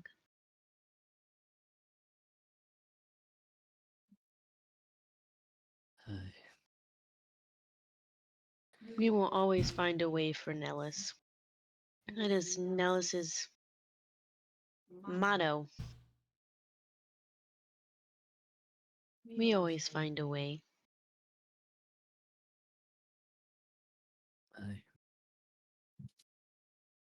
I need to have a chat with that one.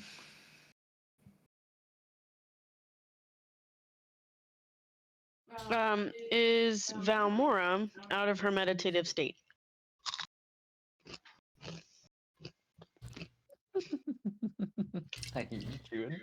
Oh, Joe! My bad. Damn, Val is meditated hard.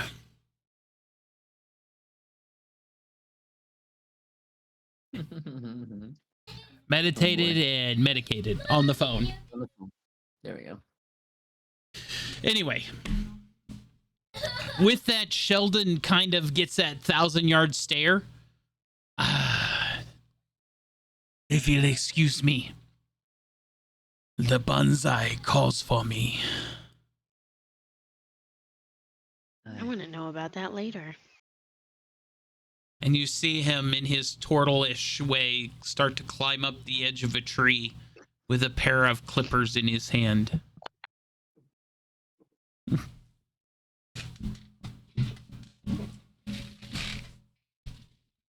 Whew, what a meditation that was.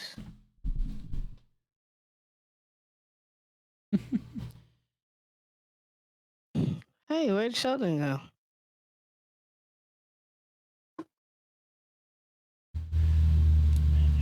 He is climbing up a bonsai tree with a pair of clippers right now.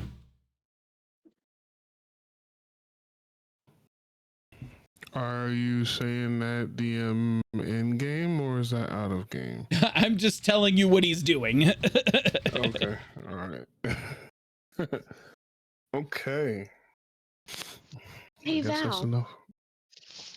Do you know where the others might be? I have not seen them. I just came back from the library. Oh my gosh, you guys, guess what I got? What? So, Vesper's mom, she knows the library, and she actually got me a journal of Philip Immersion. So, And that is. Philip is one of my distant relatives. Oh, really? Yeah, we She share had the that same. here. Yes, here, and we both have the same name. He's somebody of my lineage. Wait, so your last name is Eversion? It's so my Groves pronounces it Emergen, but the correct way to say it from the ancient text is immersion. Immersion. Yeah, immersion. Well, That's really the reason why I greeted you guys as my name as Amy in the beginning. But since you found out my real name, you guys, Plonk. Sheldon, are you all right? Are you okay? I am fine. It happens. Oh, okay. Moon is gonna like try and help. Ah, these pesky trees sometimes. Mm. Thank you. well, Yeah. Shall we try to find others? I was about to say the same thing. Agreed. Excuse me. Yes. Your presence has been requested back in the Citadel. Thank you.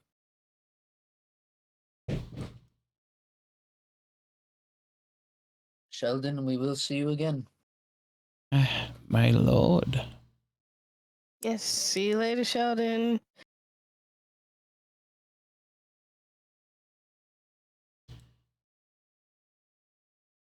Whoop. Let me turn these back on. Tim, if you're with us, you're back in the game.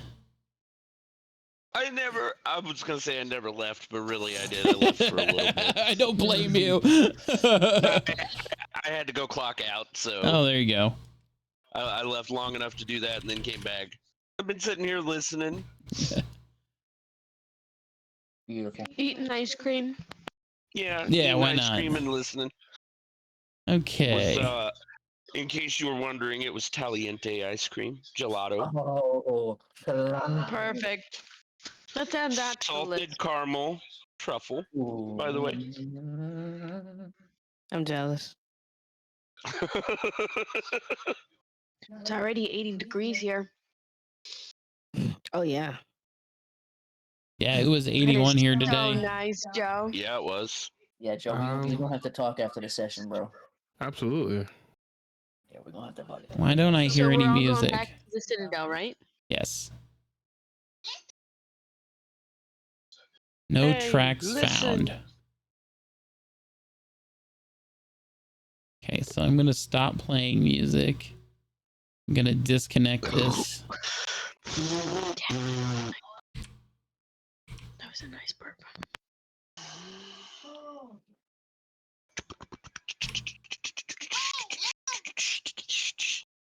What the fuck?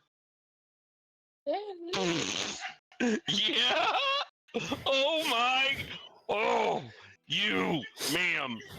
Mm. There we go.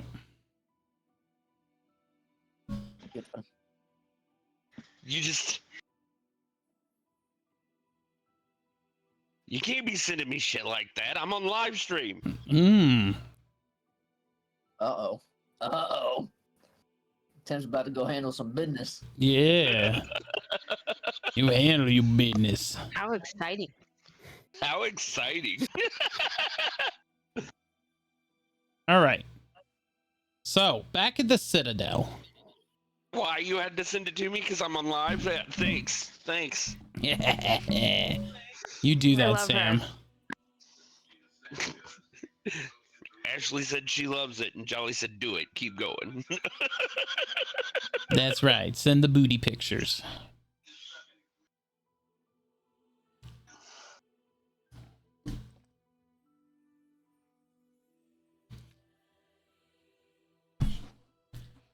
Okay. Anyway, so- back at the Citadel.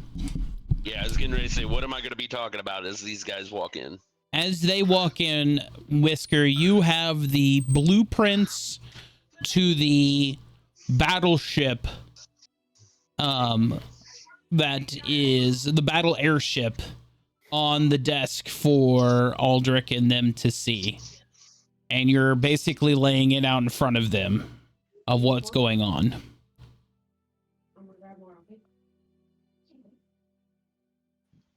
Well, Listen, Aldrich, we might have got off to the wrong foot earlier, but you see these blueprints here. We've got to get started on this. Like, we've got to.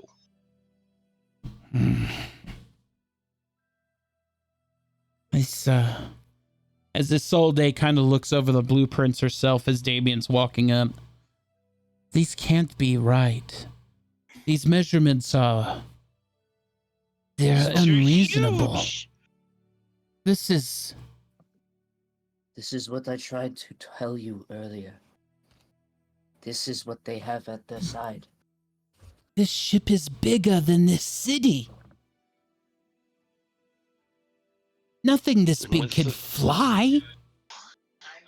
Everything's got an option to fly. With enough materials and the right help, I can build this. Isolde is just taken back by this sheer mass of this ship.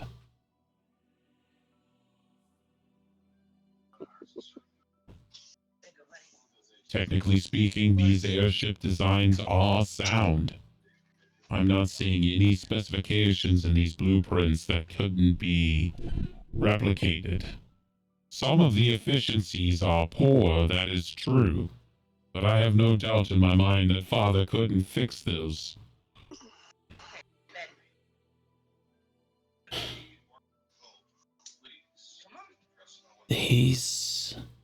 Aldrich picks up some of the blueprints.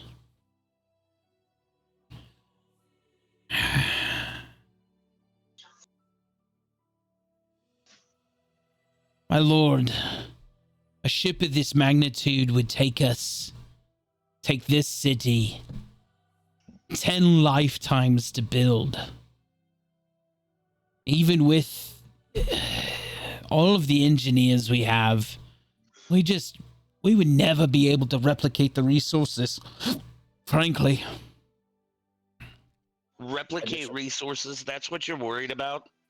Yeah, I just want to Listen. look at my feet. Listen, if you could figure out a way, or maybe, just maybe, I might be able to enchant them and make them magical.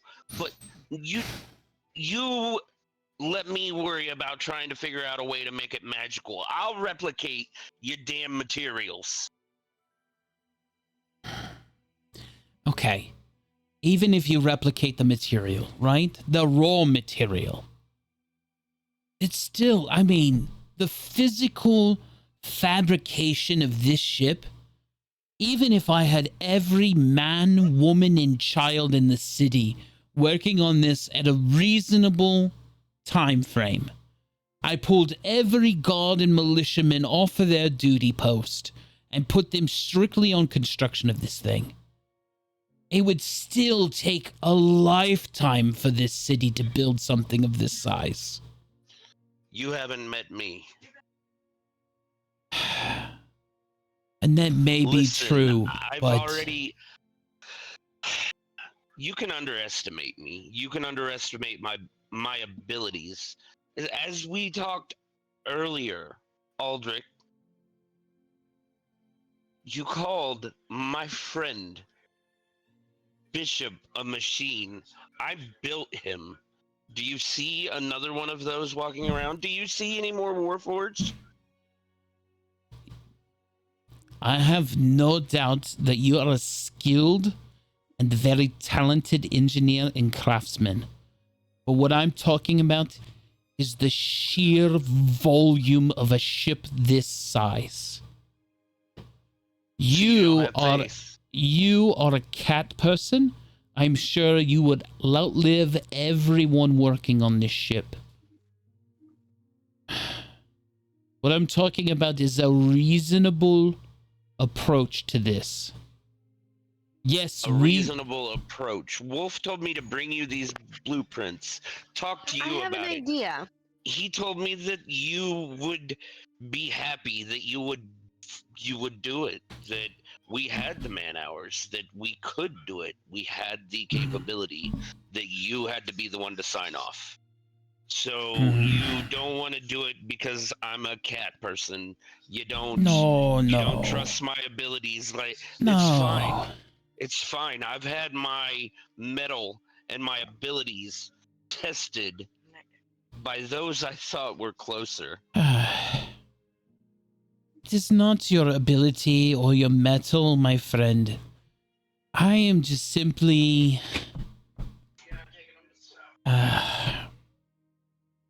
maybe it's my own grit. As Aldrich sits down in his chair.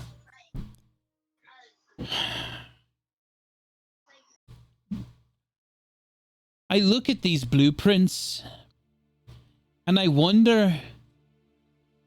Sure, maybe you build it. But who are you going to get to fly it? A ship that size is going to take an entire city to man. Who's going to be left in the city then? If we build a ship that size, we don't Who have... needs a stationary city if we can build a city that flies? Then what's the point of the city we defend? If we have a city in the ship. sky, I feel like we're losing the identity of what we're here for. I guess my point is I would rather take every guardsman and militiaman I have, and every mage hand that I can muster up and turn into a war mage. And I would rather assault something this large than undertake trying to build it and man it in an attempt to fight one head on. So if I you're would worried like to about give my manning it, opinion here.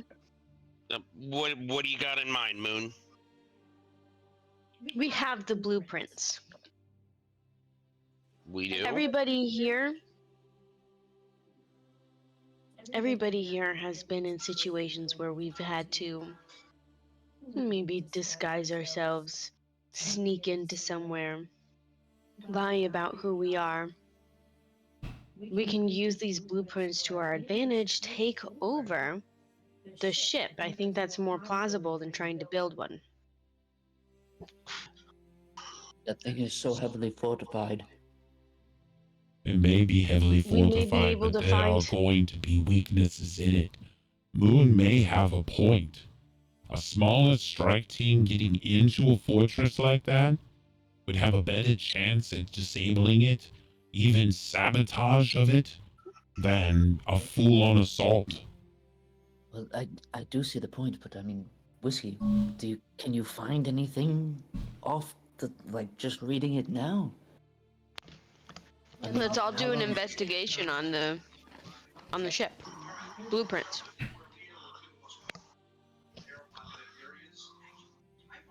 I mean, if we were able to take it, I mean, it would help. Whisker, you get Mr. advantage. DM. I get advantage? Advantage on your investigation because you're an engineer. You know everything better.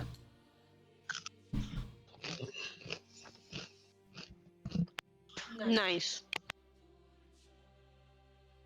And I'll roll for Vesper.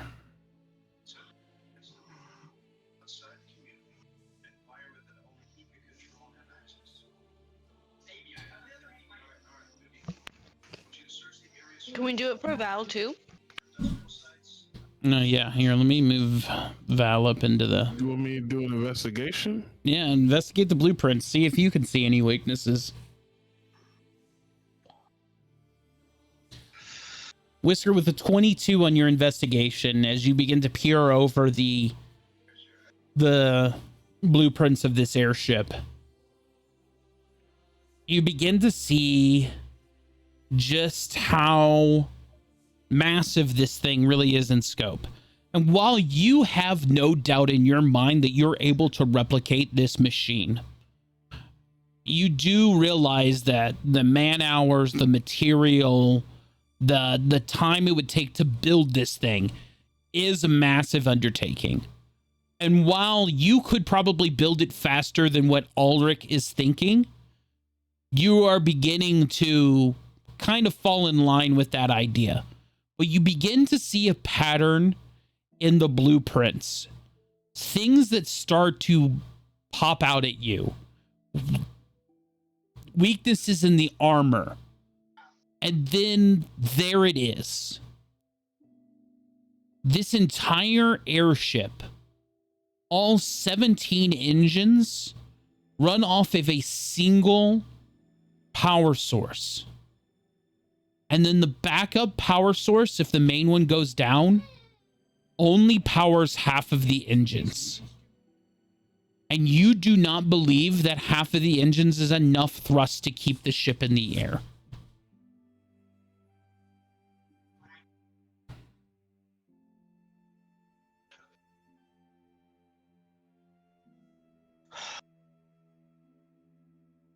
So, while looking at the blueprints, I'm going to pull out a cigarette.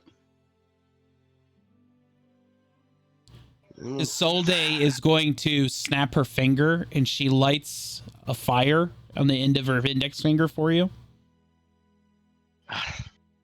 Thank you, ma'am. Whiskey. I can... Yeah. No, I've never had one of those before, but I feel like if there's any time to have one, no better than now. May I? I mean, yeah, I can give you one. Damien, you have a 13.3% repeating chance to become addicted to the nicotine substance. Well,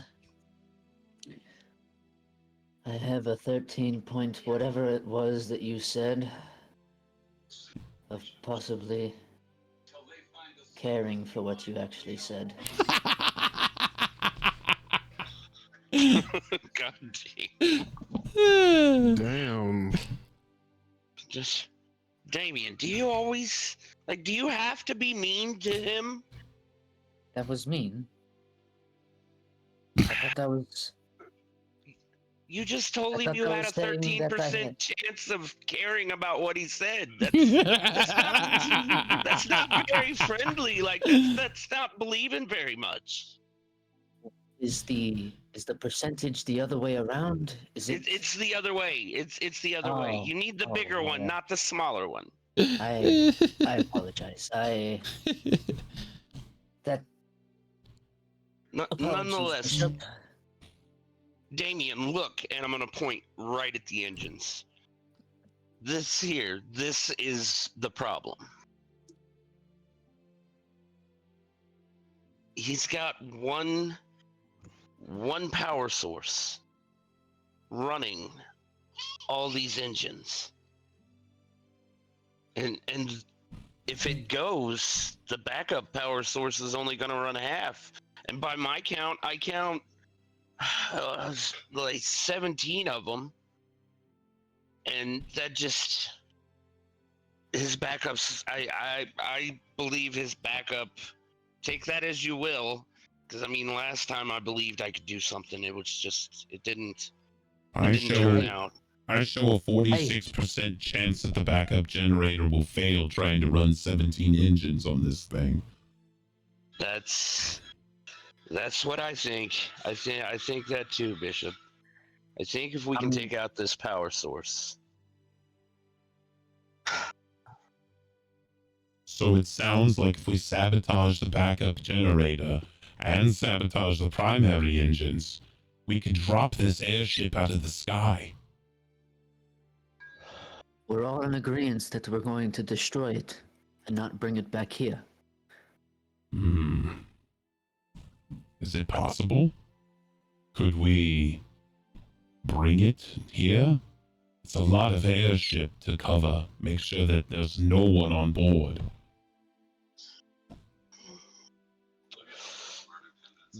There will always be somebody on board, but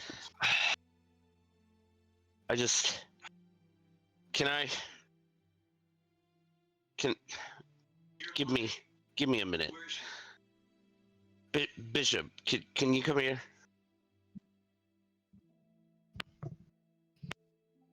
Yes, Father. Listen. I know, kid.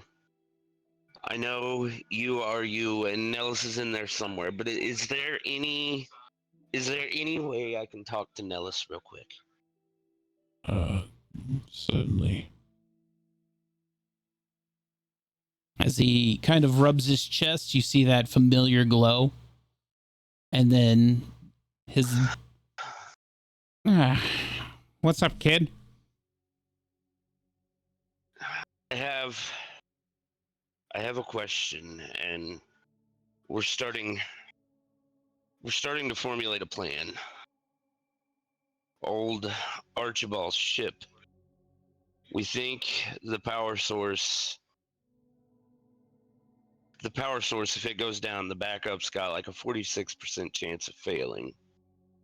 Instead of destroying the ship, do you think you could possibly help me do a controlled landing? I mean, I've never met an airship I couldn't fly. So, I mean, we get to the control room. I'm sure we can figure it out. I mean, hell, I figured out the new airship in like 3 hours. I mean, we had it going in like no time. Yeah. We don't want to destroy the ship. We want to bring it back here. Yeah. If at all possible. I guess... we could use the ship to help the people out. You know... this is a big heist. If we get on that ship and we're able to take it from Archie... whew... it's gonna have a lot of people on it, and you're gonna have to get rid of them all. Well, you're gonna need some people for this, you know, not just what we got here, you know what I mean? Well, I understand that. Your tiefling friend, what did you call him? Yuri? Captain Yuri? Yeah, he was here earlier. I don't see him. But, you know, he has connections with Magnus. Do you think maybe... I mean... you think maybe they would be willing to help us get rid of Archibald? Here's my thing with it. You know, when it comes to Magnus, if he scratches your back, he's gonna want his scratched. Do you really want someone like that involved in this? If he finds out we have that airship, and you know he's in the middle of his civil war with Duskholm, you know, he's gonna want to use that airship for his advantage. So what if we get the airship and we bring it back here? I think it might be best if we leave him out of the loop on that. Because if he finds out we have such a powerful weapon on our side, he's going to want us to use it, and he's going to try to figure out whatever leverage he's got against us to make us use that weapon for him. That's just the way I see it.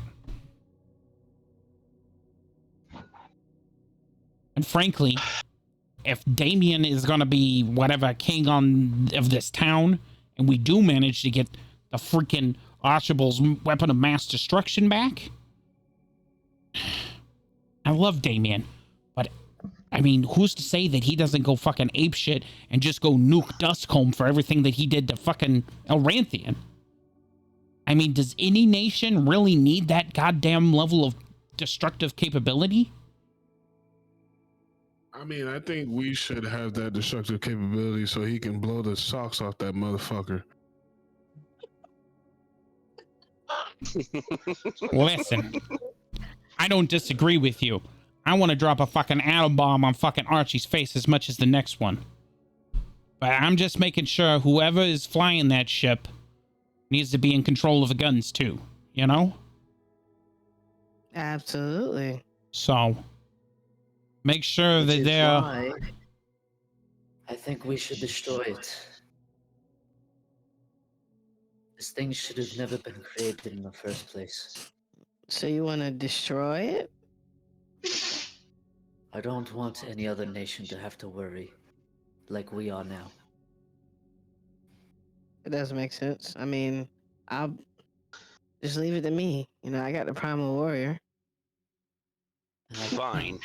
If Damien, we destroy it, Damien, those blueprints go with it. Agreed. I think that would be wise. There shouldn't be any harm taking a few parts. Of course, we I could use mean- a few parts for scraps, but we could salvage those another day.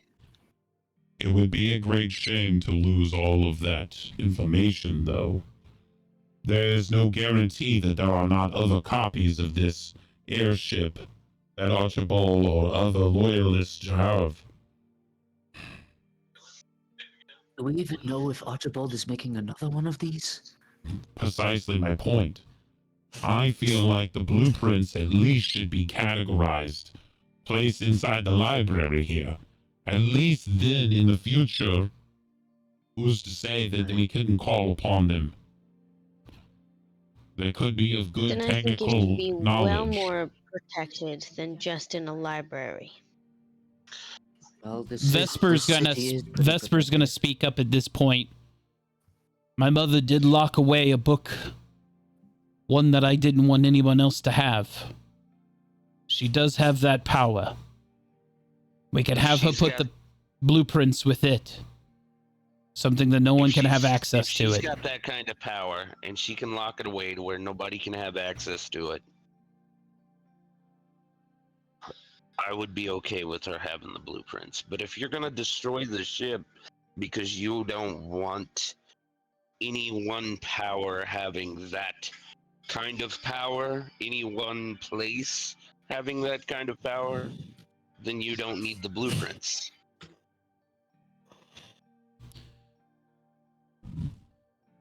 You make I good would- points. I would agree with you, Father.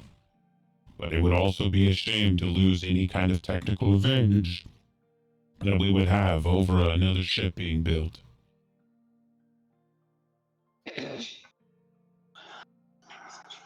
I mean, Whiskey, would you be able to memorize these? Know them like the back of your hand? There's a lot of them. I have an eidetic memory. I could record them to my database. I mean, to be honest though, Whisker is a master artificer, I would say. And I'm sure he could make a contraption that would lock the blueprints away. I mean, just saying. I mean, you could put an arcane lock on a box and then nobody could get into it. I mean, you're not wrong. Till they destroyed the box. You know? Mm. They would never know where the box is at. I think we should now try and focus on how to get into the ship regardless of what the outcome will be. Well, You said that you I'm just saw gonna. some Just gonna throw it out there with a 22 on an investigation. I'm pretty sure I probably saw a way to get in. Maybe. Jolly did say that you saw weak points Yes. Mm-hmm. in its armor. So what are those? The very portholes that the cannons come out of, those flaps that the cannons expose themselves out of are just decorative windows that are not locked or anything, and the cannons just poke through them.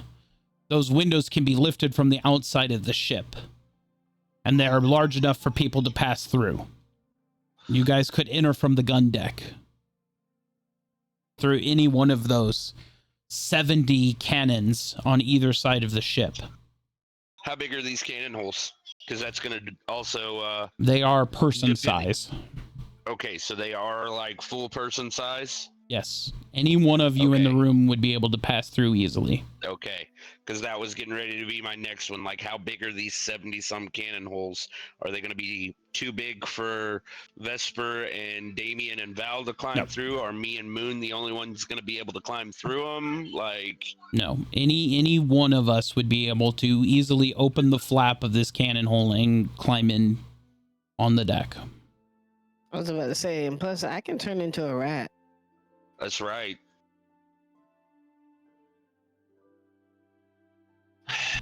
So the way I see it, I guess if we're really So then not if to we're be really going to do this, I guess we're gonna need. We're gonna have to figure out a way where we can get close without being detected. I have another thought.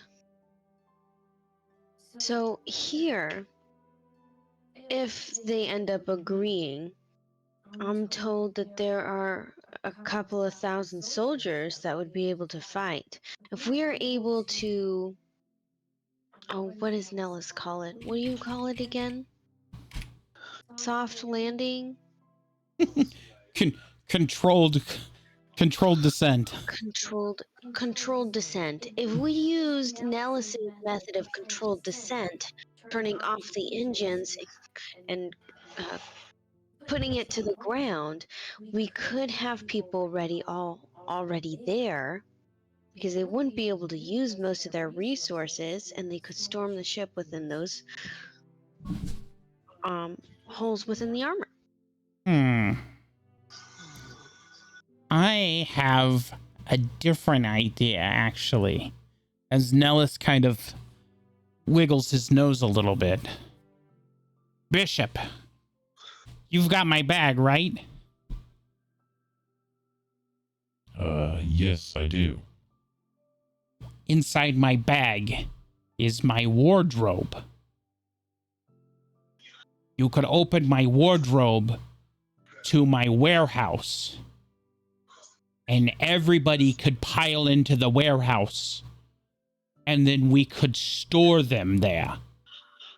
Basically, putting an entire army in the warehouse of the wardrobe, and then popping them up inside the ship once we've made entry. Basically, I a didn't think deployable one person army. could- But I thought, Nellis, I thought everybody saw what they wanted to see, what they thought was home. Exactly. Everybody sees what they want to see. But if 1,000 people go into the wardrobe, into the place that they want to see, we close the wardrobe and then haul it into the ship and open it back up, and then they come out of the portal at the same time. That's 1,000 people exiting my wardrobe. I understand what you're saying. They're not that's all going just to go it. into your warehouse. They're just going to go to their home. They're going to go And to then whatever they open see. it and they can all come out. I see. Yeah. I get what you're saying, Nellis. I do. I really do. And I think it would be a great plan if you could pull it off, but Well, even if we, even if it was, who's to say your 1,000 people's not gonna go in there? They're gonna see what they think or what they depict as home, and then just not want to come back out. Aldrich stands up from his table. My soldiers are well trained.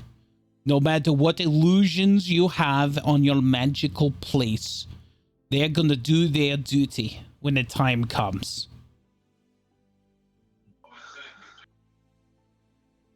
With all due respect, have you seen his wardrobe?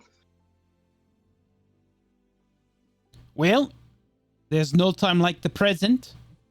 Because I'm here to tell you, when you go to a place that you think is home, do you really, no offense to you, no offense to your town, Damien, it damn sure ain't no offense to you, but when you go into that wardrobe, are you really sure that you're going to want to come back out to this shithole world that we're in right now? Because given the opportunity, if I go back, that's the Gale Wind. That's before I let you down. Before you left, before I lost your soul, before everything, and I'm not real sure. I'm not real sure I would want to come out. But you're just gonna be alone in there with your own memories, kid.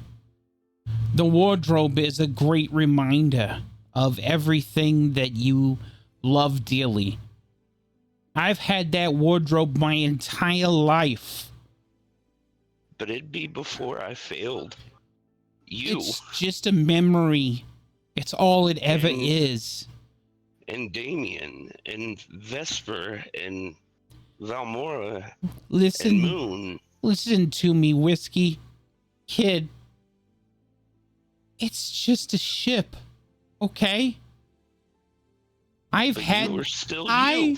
had that Gale Wind since I was a kitten. I built that son of a bitch out of scrap wood that washed up on the shore of my fishing village. All right? I built the first balloon out of fucking crap that I got from the tailor. Okay? If anybody loves that ship as much as you do, it's me. And remember, it's just a ship. Okay? It's just But a it's ship. home. I know, bud. And it's not your fault that any of this happened. Listen, You didn't let us down at all. You I brought had us together. one job, you and I was had- Your told job is to be before I here with went. us, and that's nothing else. you It You- is I was not told your before I job went into to that keep all portal of that I this. had to bring Nellis back, and You did bring Nellis back. Look at him. He's right there. no, his I soul's see in Nellis. Bishop. His soul may be in Bishop, but he's still with us. He's not dead. Look at you. Look how much you've lost just to bring him here. We all appreciate you. You're not at fault here. Nellis is at fault here. I love you, Nellis, but this is your fault. I never said it wasn't. I never said it wasn't. Yeah. In fact, I wouldn't have blamed a single one of you if you would have let that fucking demon haul me off. Because you know what? It was 100% my fucking fault. I made the deal. And guess what? It was time for me to pay my fucking debt. And you know what? In fact, you're the one that fucking gave up your lives to bring me back. Okay? I did, and I'd do it again. I know. And again. And I know. And guess what? I'm fucking here because of you. And every No, moment. You're here because Vesper bound your soul No. to this mask on my head. Listen to me as Nellis reaches up and you can feel his energy on your face. Listen to me, kid. I am real. I can touch you. I am real. I can feel you. I have emotions. I am real. Yes, I am not skin and blood and fur anymore. But I am still here. And this fucking mask, as he takes it off your head, is just a fucking memory of what it used to be as he slams it into the ground and it shatters. And I know that you can put that fucking thing back together, and that's not the point. I want you to leave it fucking broken. Because you don't need it, because I'm here with you, kid. And I'm not going anywhere anymore. As long as this big metal buffoon standing beside you loves you, calling you daddy, is going to be protecting your ass, I'm going to be here with you too. I'm going to be here with all of you. That goes for you too, Damien. And you, Moon. And you, Vesper. And you, Val. I didn't go anywhere. I could have, but you saved my ass. And yeah, I'm not here in my furry little self form before. And yeah, things are a little different. But that doesn't stop me from wanting to find out what's at the edge of the map. And it sure as hell doesn't want to stop me from putting a fucking double barrel up Archibald's fucking asshole. I'm just going to have to do it while I'm floating around in the world living inside a bishop. And I'm okay with that. So all of you all get on board with it. Because this is the new fucking Nellis. And I'm okay with it. And you all get okay with it too. Because frankly, I'm happy with the life that I have now. Because I actually get to live it again. And you never failed. It was my idea for you to put me in the fucking Soulite chamber. And you tried to talk me out of it for weeks. It was my idea to get Bishop to leave the fucking forge. And it was my idea to get him to help people in that fucking war. And I watched Bishop's ass every single fucking minute of that goddamn Forsaken war. So that he could fucking grow and learn. Because frankly, Whisker, he wasn't going to do that sitting inside the forge with you moping, thinking that you'd fucked up and failed. And now look at him, grown into a fucking war cleric. This motherfucker here can heal people and bend metal to his fucking will and still stab a motherfucker if he needs to. And then I'm sitting on his fucking shoulder with my shotgun in the spirit world, popping motherfucker still. So you didn't fuck up. You just didn't do it the way you thought you were going to do it. Test failed successfully. And guess what? That's all that matters. And we're going to go here and we're going to fuck Archibald's plans up. Either we're going to destroy this airship or we're going to take it for our own. I don't care which. Or we're going to shit in fucking Archibald's Wheaties. Because that's what we're going to do. We're going to do it because Archibald's a bad fucking guy. And he's doing bad fucking things. And I'm tired of bad people doing bad things to good people. Ain't that right, Damien? Aye. So yeah. Let's fucking do it. I only got one question for this whole lot of people, though. Where the fuck is this airship even at?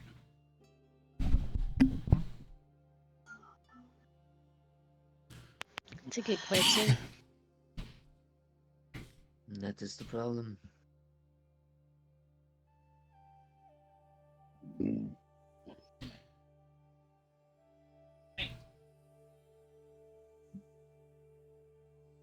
That is the problem, isn't it?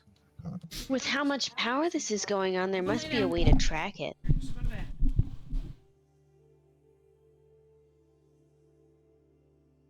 With high tech.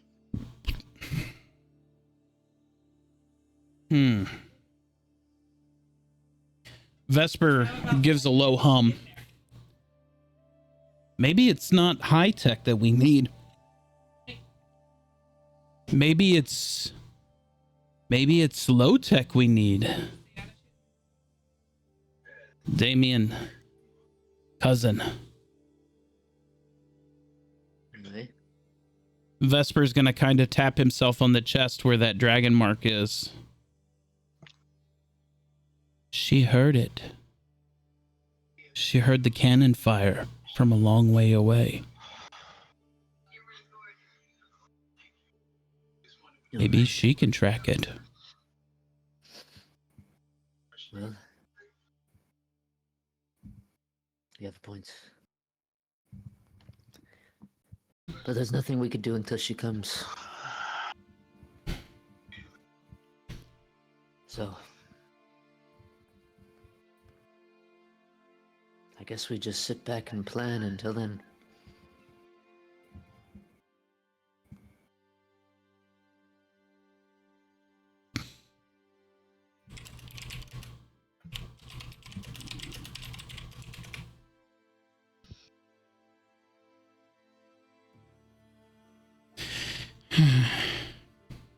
You. Sorry, I kind of unloaded both barrels of my emotional shotgun there, bud. With that, I'm just gonna like kneel down and start sweeping the mask up into my bag.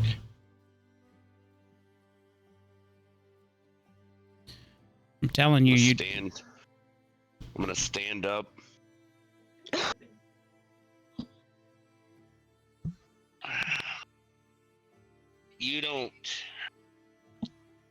You don't have to apologize, Nellis. And Damien. I know you're just gonna I fix guess- that mask, but I'd rather you not. Well,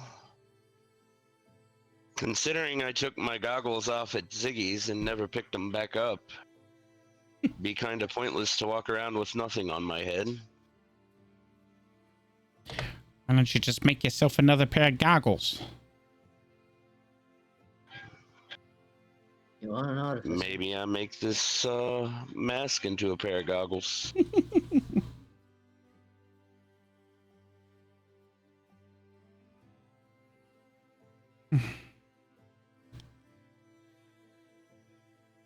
You all can set and devise a plan. Figure out what you've got to do. Oh, by I've the got to way, make a plan for myself. Whiskey, I wanted to tell you. Yuri took the ship.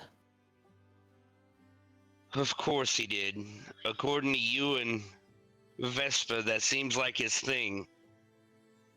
Well, he took it to go get the resources. To go be a merchant among merchants.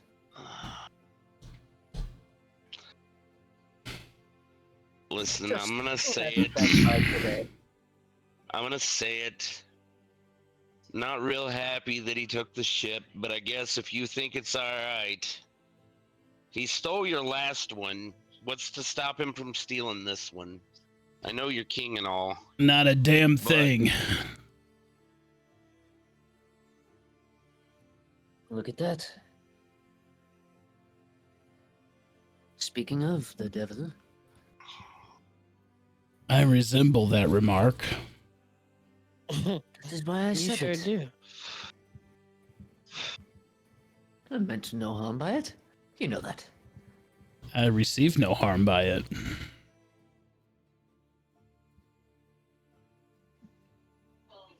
So, how was it? It was a short run. Even shorter. That airship knows how to run. Well, that is good.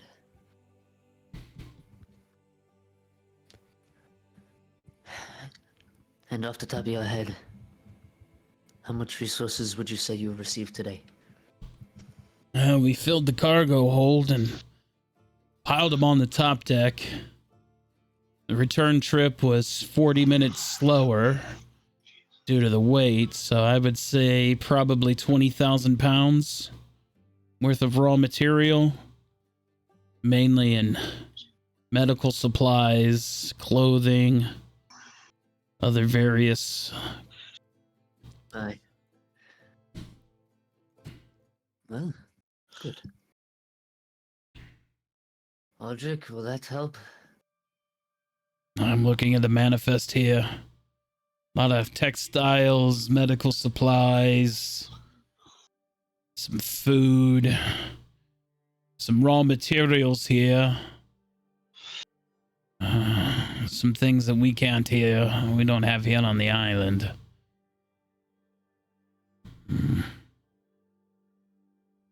It would be good. It's a good start.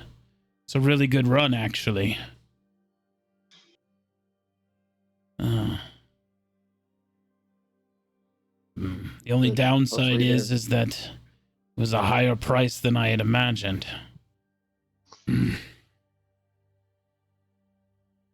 Coffers are not what they used to be here. I'm gonna have to figure out an influx of money or figure out what kind of trade goods we can send back out into the world if we're gonna keep this up.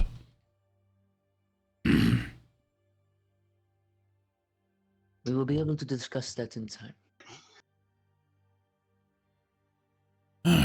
In the meantime, we're gonna need to find out some sort of influx of money to keep the city running. These goods are only gonna fetch us so much. Aye. Hopefully, amongst all of us, we'll be able to devise something. I know we will. Yeah. I don't mean to be a stick in the mud, Damien, but didn't you all get a bunch of gold from the mountain? Oh. Amora! Open the bag!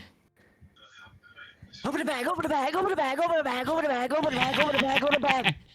How much gold do you need? Let's see. All that I swept into it. Here you go. That's all yours. Right there. Now don't ask to go dipping in mine. I wouldn't only expect giving- to dip into yours. So Okay. I simply put that in Valmora's bag of holding that I put a kingdom's worth of gold. I did not split it up. The one that Damien had was like one heaping mound. Okay. I put 1,000 in my own inventory. Yeah, so whatever you put in your own inventory is fine. But I'm saying in the I bag of didn't put a holding. damn thing in mine. I left you all to do that. So What would you define a king's amount? Or kingdom amount? let's see here.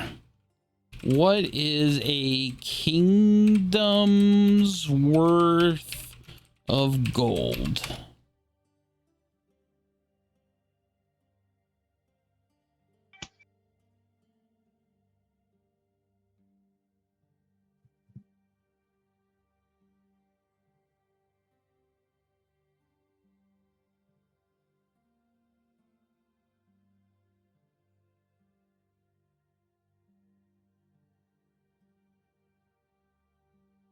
I'm going to say 1.2 million gold pieces. All right. So Val, you good with So like if I take 300 getting taken out of that? So if we do a calc, I'll give you 600k. so if we do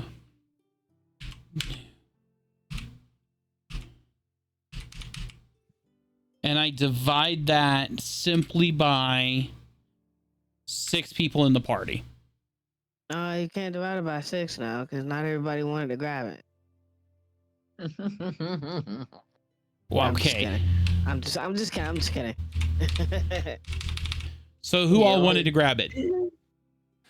No, Because I'm pretty sure definitely kidding. I'm pretty sure everybody was in on it except for Moon and Vesper, who went into the other room.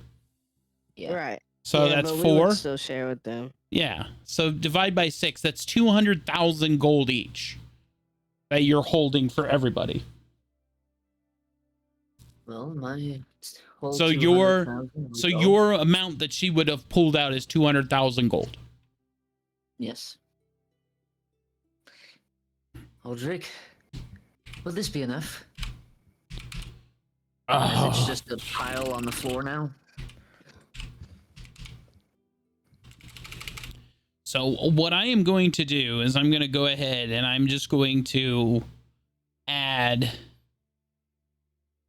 200,000 to everybody's gold, but separate from your actual gold amount Okay. on my spreadsheet. Guys. Basically, it's currently in the Bank of Valmora. The Bank of Valmora. The Bank of Aversion. Yeah. So there.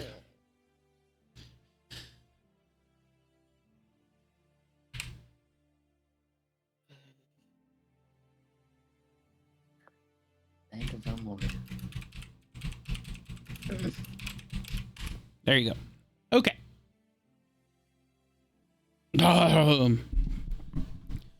Well, that is definitely a sum of gold influx. Are you sure, sir? I told you I would do whatever I can to make sure this place succeeds. Did I not? Well, it's... And it's not for you or me. It's That for the is correct. This will definitely fund a few more trips inland for more supplies. But we still... It's only a bandage to the problem. We still need to figure out our own trade out. What we're going to do, but it'll definitely pay for supplies in for a few more trips.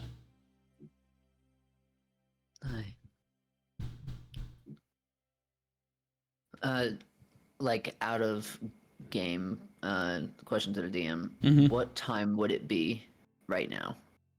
Would it be I like w- nighttime? I would say that it is getting towards the evening as the sun is setting. Like it's not night, but it is evening time. Yeah. Well, how about we all sleep on it? We all try to devise us a certain plan and we reconvene in the morning. These are the people I would trust the most to be here. Discuss the future of my city. Ah, Some more yes. people I would trust in here. Here. In the meantime, I've gotten you all official papers. Sealed. If you have any questions, these seals would be able to get you through the city without any problem. You are now official citizens of the city, as far as the guards are concerned. May I ask you in a Solvay, when do we plan on, I don't want to say coronating me, but when do we plan on coronating me? Hmm. Well, I know guess it's that's going to up give to me shock you. to the people. To be honest, I mean,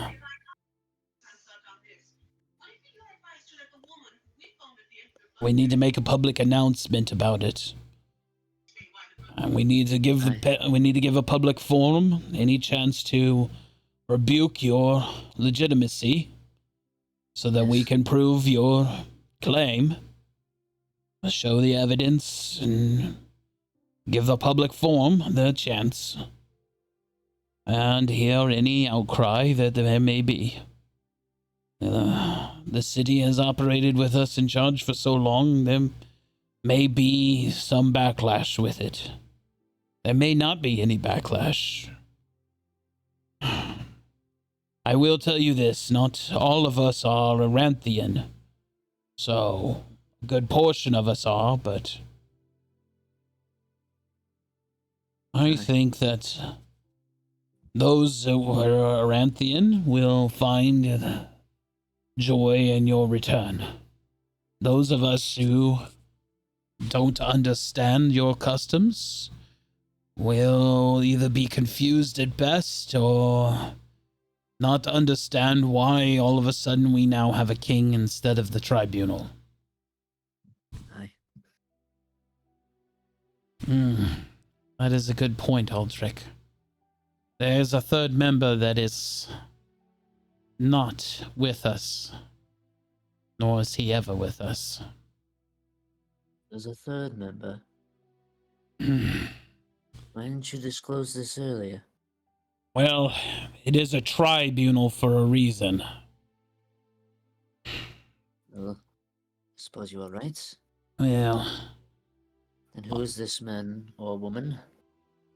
he is, well, he's been banished, but his power was never stripped of him, because it is a public vote that is required. And if he shows his face, or the public outcry, we could have a problem with it.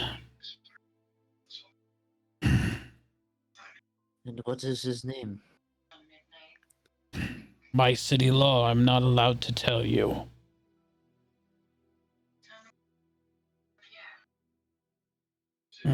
Serious. He is forsaken, banished by the city. When you commit atrocities against the city, there are only two options: death or banishment. And by banishment, we don't just simply mean you get to go your own way. We send people into the dark world. It is a prison plane that we created. One of Isolde's making.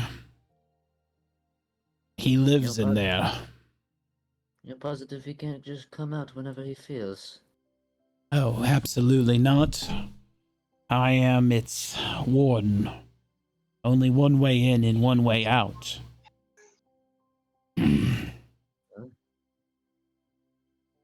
Okay.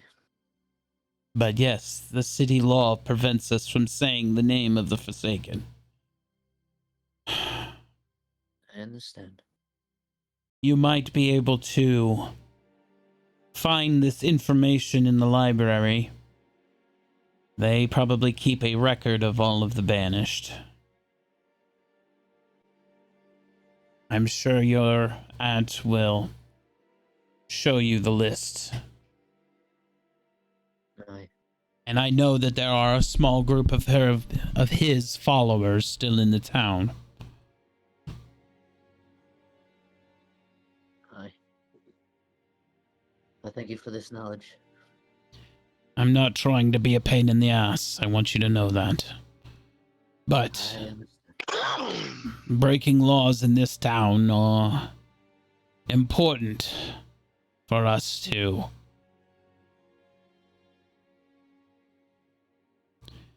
We try to be moral compasses, even when it comes to the small things. I understand. Well, it's been a long day. Where are all of us going to rest? Shall we go back to the ship? The ship would probably be most comfortable arrangements for you all. We have unfortunately not made any kind of quarters for you all in the city yet. We could probably do so in the future, if you so choose. I do feel that there would be a wise fit, but it does not have to be a problem for now. I definitely know I want me a big ass house. Do you all have an issue with staying in the same estate? I know that there is a large estate in the north part of the city that has been vacant for some time. Believe me, I'm used to bunking with everyone here. Well, my lord, we can make arrangements for you to stay in the Citadel if you'd like. No, I don't know. I don't know if it would be wise.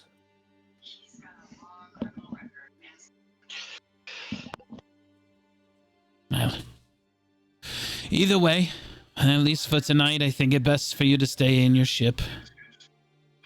Aye. Either way, I I bid will you see farewell. tomorrow. Farewell.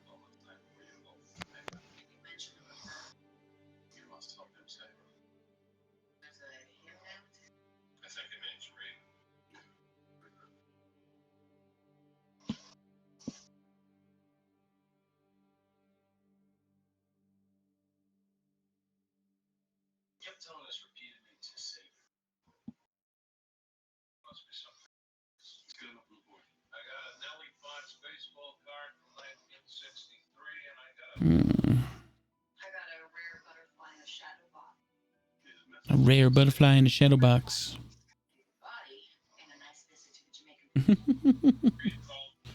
Anyway, you are all back on the airship now. So on the airship, in the galley deck there are bunks on the left and the right, and then there is one captain's quarter on the main deck, on the helm deck.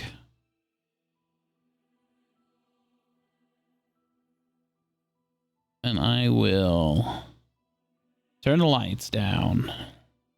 But I'm not going to turn them down that much because, you know, when the lights go down in the city. In the city. There we go. Because I still need to work on some of the other lights in here, so.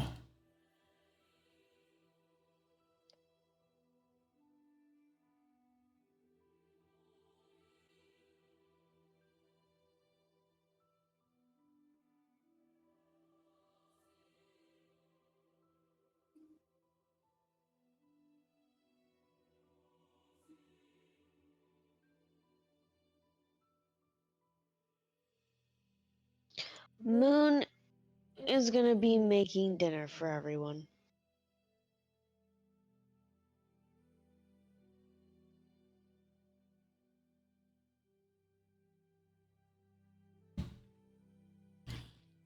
That sounds like a great idea. Bishop will come down to the galley and help you.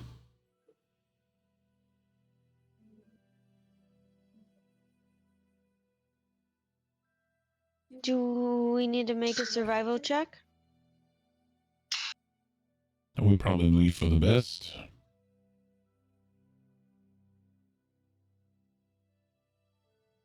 Well, that was better than a 4.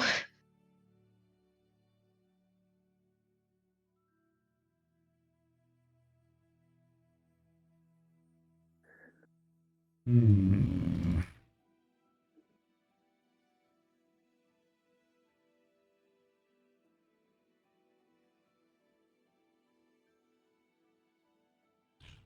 Looks like we're both middle of the road, Moon. That's alright. It's not too bad.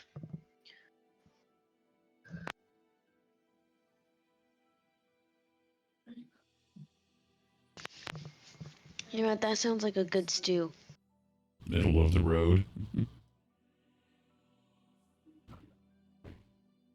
Simple but good and efficient. I agree.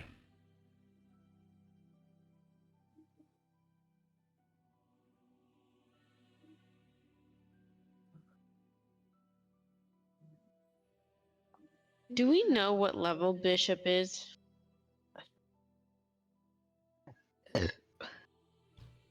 Bishop is the same level as everybody else. Okay. I mean, it was never... Put out there. Never, yeah, I never put it out there, but yeah.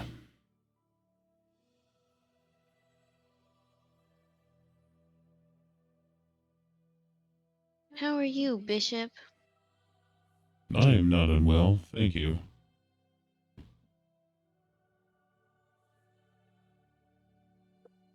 That's good.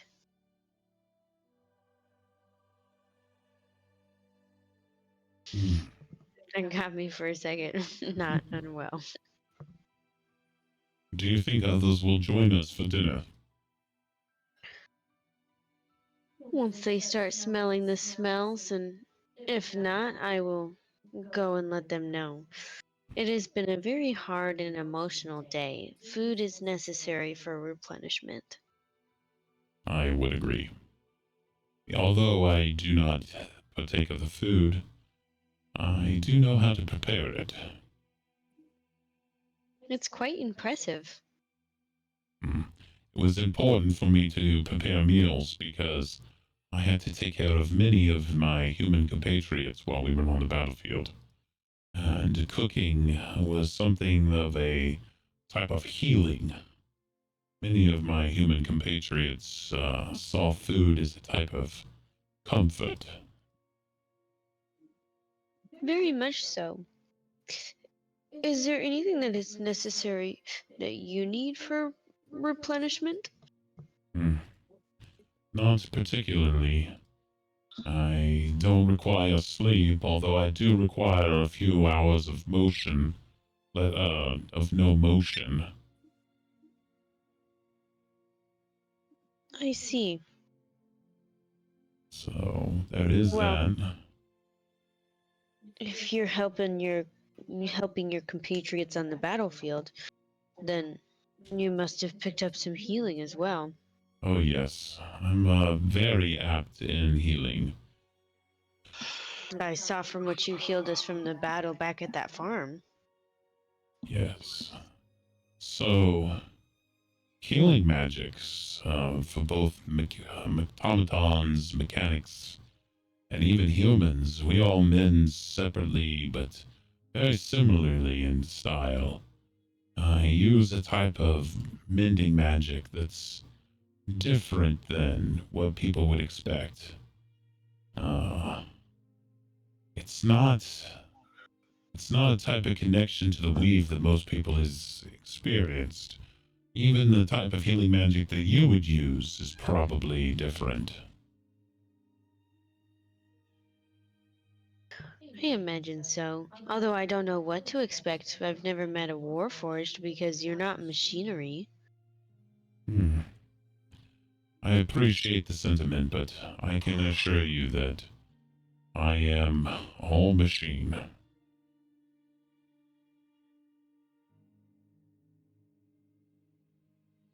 Quite confusing. Hmm. But that's okay. I'll get it.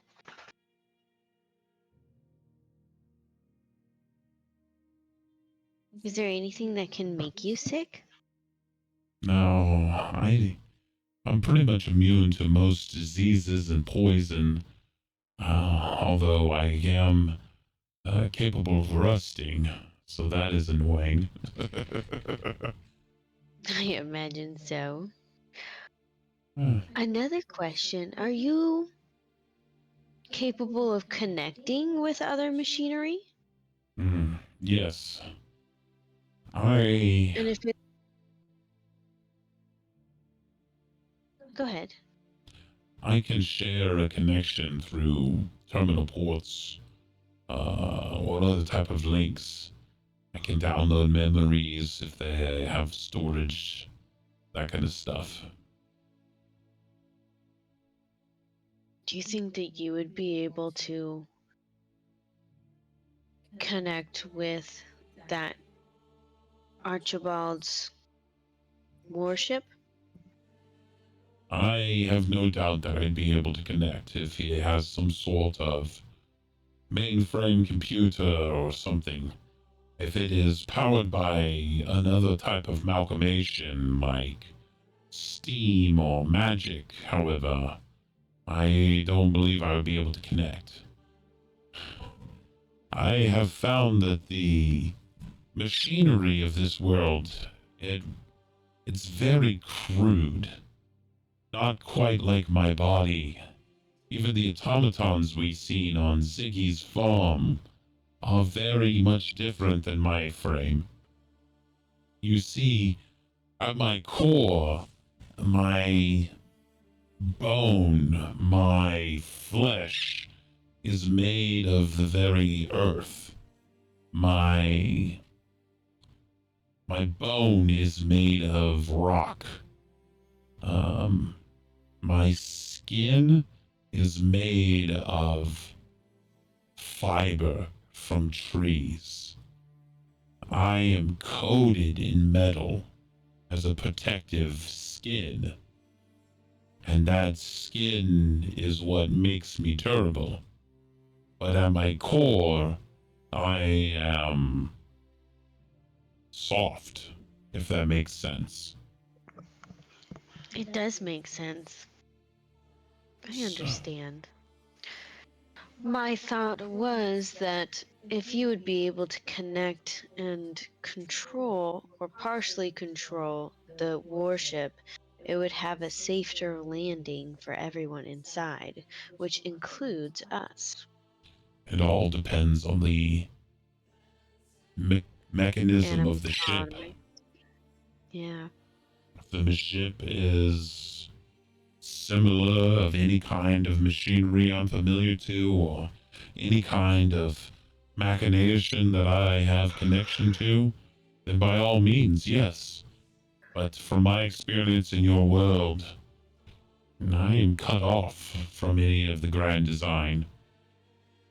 I am alone in this world when it comes to who I am, which is both a relief and strangely lonely.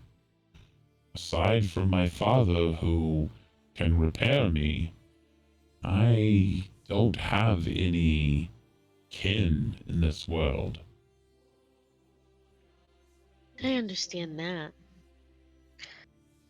I started out in this world quite alone, have been accustomed to it. Nellis I tells myself- me you were raised by deaf monks in a church. Yes, I I was. find that interesting that death in a church would go hand in hand. I would like to more call it a monastery than a church. I have found that Nellis's description of a great many things are lacking finesse. Quite understandable with that tabaxi. We are monks. Are you familiar with that? Yes, you dedicate your body and soul to a common belief, In our dictating that common your belief. body and mind are one to this path. Yes. And our belief system is that there is one true God in this world, and that is death. He is not to be feared. He is not to be run away from. It is a part of the human and most creatures' lifestyle or life cycle. It's inevitable. He is inevitable. It is interesting to me that one would be so connected to their end. I think that most would be trying to distance themselves from the end. See, that is the whole point. We aren't chasing away from it. Most people are. Our religion and our belief system is founded upon not being afraid of what is coming next in our life. It may not be on this mortal plane, but we move on afterwards through death. He is the next stage of our life, as a soul and as a being. There's nothing to be afraid of. That is not to say that I want to die, but I accept death as it comes for my natural time. So you accept death as part of the design, not as the end of the design. Correct. That is a interesting perception. Whereas most see death as the end of the design, you see it as part of it, a transcending of the design, moving from one blueprint to another. Exactly. I see the other perspective as a misconception. So, the grand design tells us that we are all part of one amalgamation, one great machine. We are all but one gear that spin the machine. And the grand design tells us that if we do our part and we spin the machine, that the future generations, the machine will work better for them. And that is why we suffer now. Many on the path believe that suffering is the problem with the design, that when will suffering end? But I can see it for what it is. Even though I am young, I see that I have suffered less in my life because of the suffering of those who have spun the gears before me. Even my father, he has spun the gears of the great design long before I have come into being. His suffering has made my life easier, and thus the grand design has worked. And so I shall spin the gears of my design to make my life and those around me, their suffering less. It is also a perspective to not see it as suffering, but knowing that hard work is paying off. Suffrage is our burden. That is what the grand design tells us. Hard work, suffrage, they are the same. Regardless of what you call it, it is one and the same. I see. So, I suffer in my life to make the next life easier for someone else. Although they will not be free from suffering either. Yes. I will say that the grand design has made many who follow the faith in nihilists, because they look upon it and they say, well, if I have to suffer and those who come after me will suffer, what is the point of spinning the gear?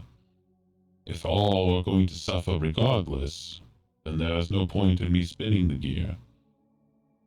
And that, looking upon it, is that nihilist point of view is just, I can't help but imagine what it is.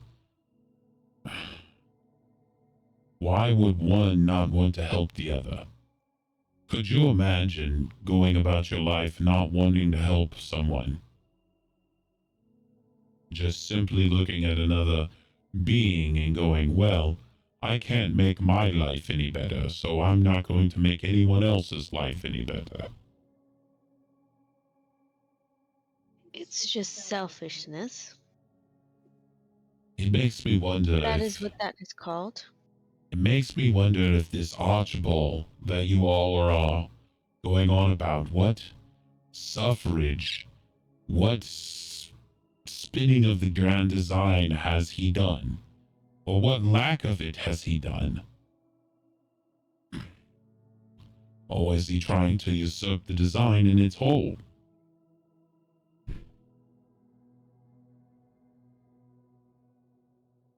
I'm gonna be honest with you, Bishop. The machine metaphors that you understand are very confusing. I'm sorry. It's okay. It'll take time. I wonder why Archibald is the way that he is.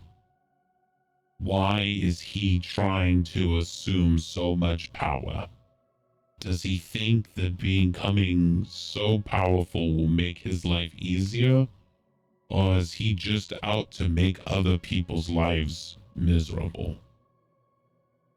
It definitely seems like he has a personal agenda here. This is very personal for him. This has been in the making for years, it seems like, because he was like the king's hand, and he overtook the king, created this warship without the king knowing, and imprisoned his daughter. So there's a personal vendetta here. Knowing that would be trying to get inside his mind, which is honestly, in my opinion, worthless. Hmm. It is never Knowing worthless to why know isn't going one's to enemy. change it. It's very true, but I mean the attempt to get inside of his mind.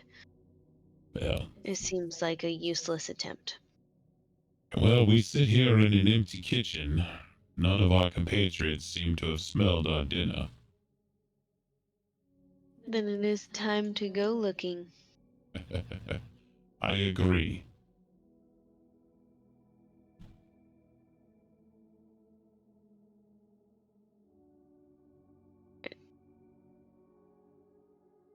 I'm gonna go down to whiskey.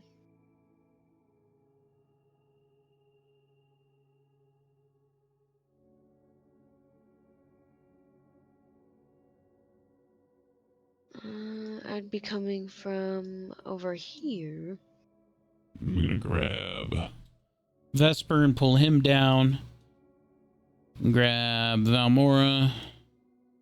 Yank him down. Yank them down. And I'm going to go upstairs and find Damien.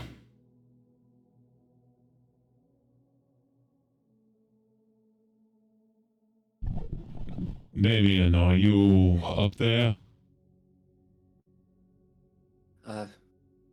Yes.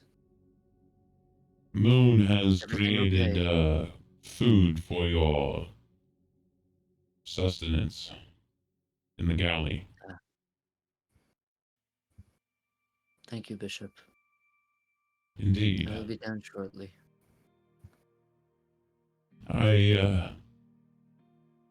Are you all right?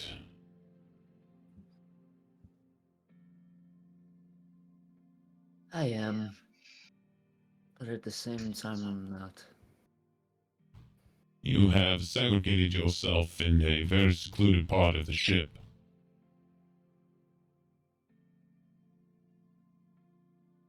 I just don't want to take my eyes off it. Off of the city? Precisely. I've earned for it for so long. And it is right here in front of my face.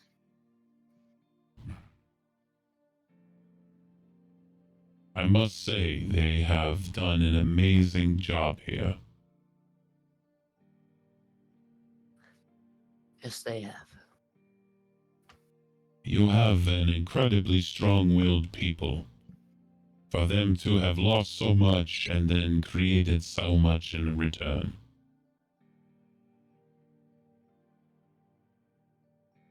It's the meaning of life, isn't it?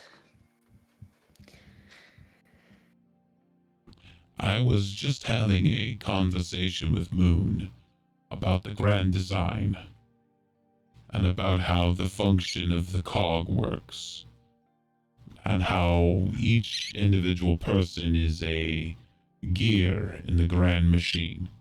We all spin the machine in our life.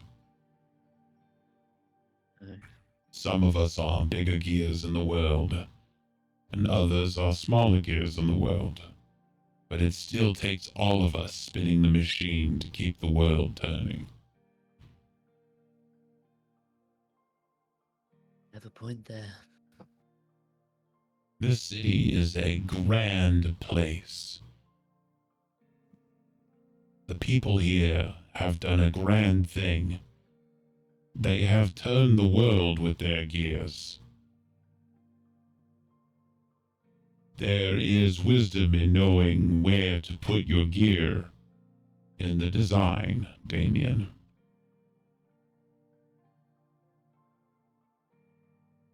Aye.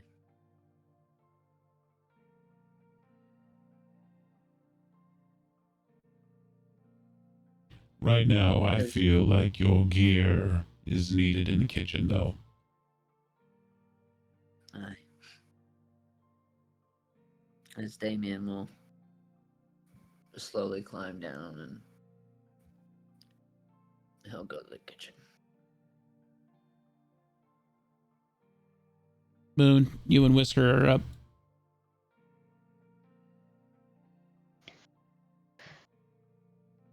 Whiskey.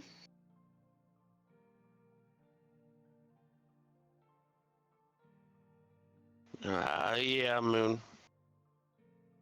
What are you up to down here?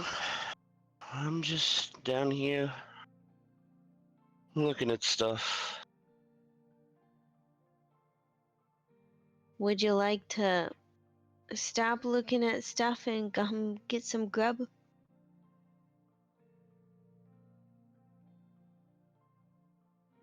I made everybody dinner.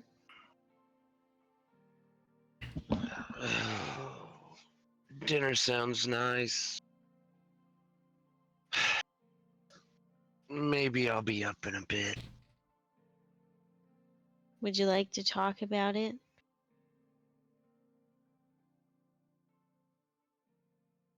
I'm just... I don't know. Moon, I've got a lot on my mind. The whole deal earlier with Nellis. Well, if you're not up in a little bit, you'll be dragged up because you need to eat.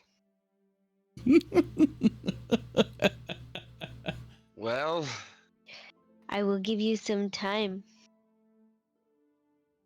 I guess with that, I guess I better just follow you up, huh? And Moon is gonna like scruff the top of your head.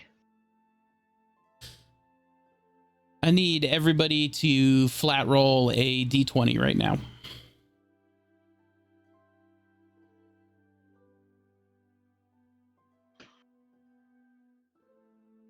Oh, Tim, you get a d4 of inspiration.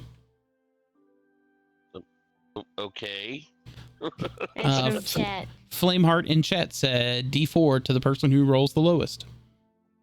Aw, well, thank you. That gives Did you we even roll 6 our of them. d20 for the day? Some I of you did. did. I did. I didn't. I remembered, even though I wasn't technically there. I remember everything.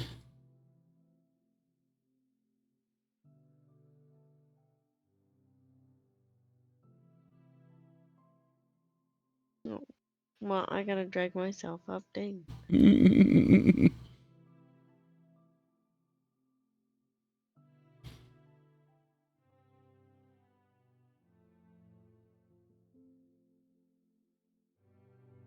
It's beef stew.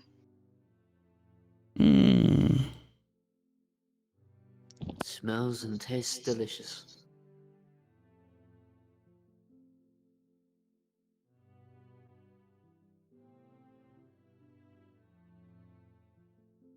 Valmora, I know that you eat only vegetable-based foods, so we have prepared a special for you. As Vesper has put a large garden salad in front of you.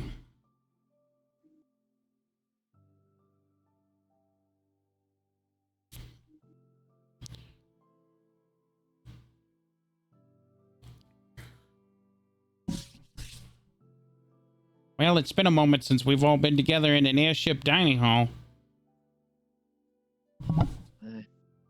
It has been quite some time.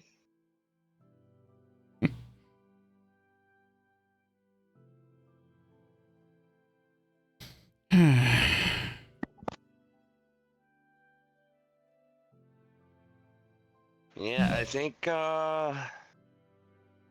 If memory serves me right before you crashed the Galewind.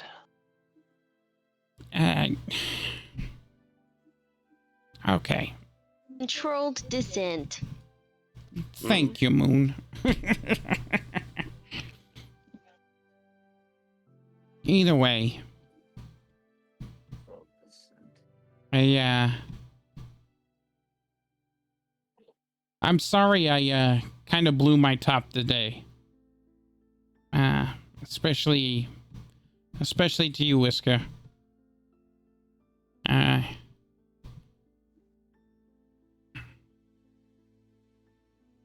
just I want people to know that I just want everybody to know I'm still here, you know? And that you didn't fuck up. In fact, I think you did a really good job. Because this guy right here is amazing.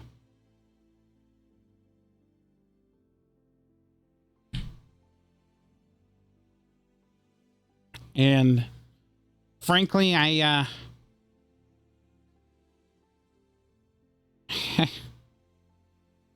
don't know. I got a lot on my mind too. And I'm sure you all do too. But I know. Well, out with it.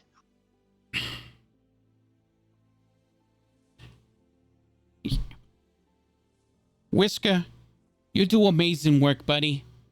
And I love you so much. All right? You're not a bad apprentice by any stretch of the imagination. Stop beating yourself up, okay? Moon, I have watched you grow up so much in the short time we've been together. You started out as some naive monk who didn't know up from down, and now look at you, death dealing, punching, death priestess, pack bond. I don't even know anymore. You're doing some crazy death shit. Keep up the good work. Valmora, you got monkey man energy going on right now. Like, you are a powerhouse. Vesper, like, you, I don't even know, man. You had some emo, like, bad vibe juju going on, and like all of a sudden it's like you went to drug rehab and got clean, sort of got, like, I don't know, like, but you're doing better, you know? You're doing so much better for yourself. And Damien, you found your people, bud. And then I know there's a lot of confusion going on right now with everything, but at the end of the day, I know you're going to do the right thing. You're going to do the right thing by them because that's what kings do. And at the end of the day, this airship, this new airship, and this galley full of people, this is what it was always meant to be.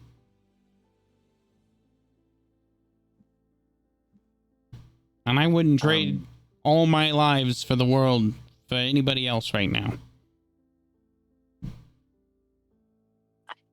Hate to be a damper, but we're missing somebody. We're missing Yuri. Where is Yuri? Where's fucking Yuri at? Oh yeah, we're all here. Where's fucking Yuri at? I mean, I don't even know who this tiefling is, so. Do I not even have Yuri on the fucking map? Yeah, Yuri's right there. He's hiding in the corner.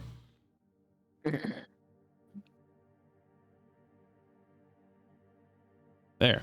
Poof. Hell yeah.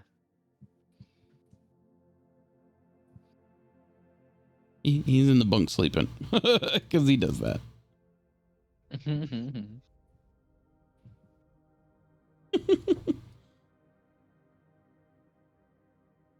But either way. Yeah. That's my 2 cents. And tomorrow's a new day. And tomorrow we're gonna figure out how to bring this fucking airship to wherever, to whatever, and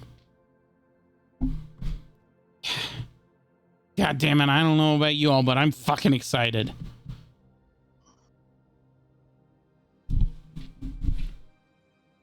I've been waiting a long time to kill Blackthorn. And this is just the first step to it.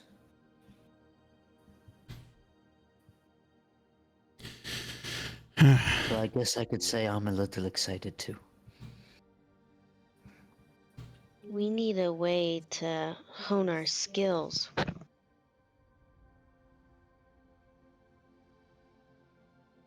Maybe after we do the announcement to the town,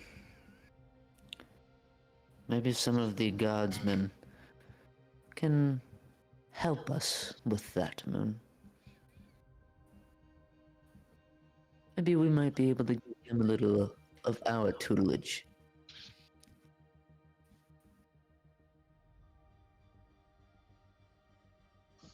I know I have plenty experience on the field of battle that I could pass down to someone else. And though I don't relish fighting, I am rather proficient at it.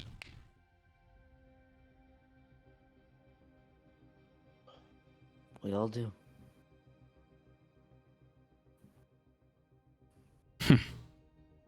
All right, well,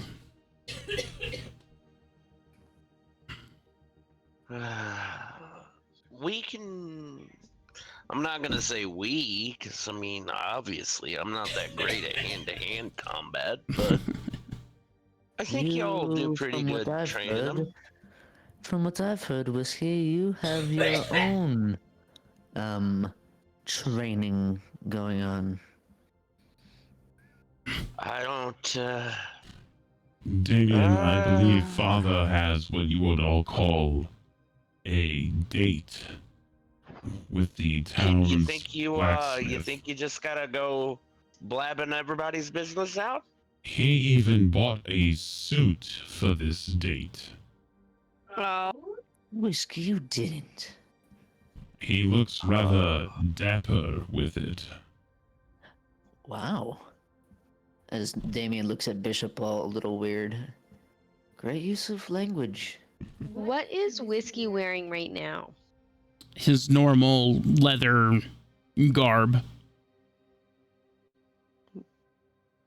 Like no pants? No, he wears pants. Nellis was the one that didn't wear pants. I knew Nellis didn't wear pants. I just couldn't remember what Whiskey did. No, Whi- I'm fully clothed. Yeah, head to whiskey. Yeah, full. He's got boots. He's got pants. He's got like leather tunic. Like, yeah, he's got gloves. The whole toe. nine I yards. didn't want to take the chance of burning myself playing with forges. Come on now. Yeah, Nellis was the one Winnie the Pooh around. You know.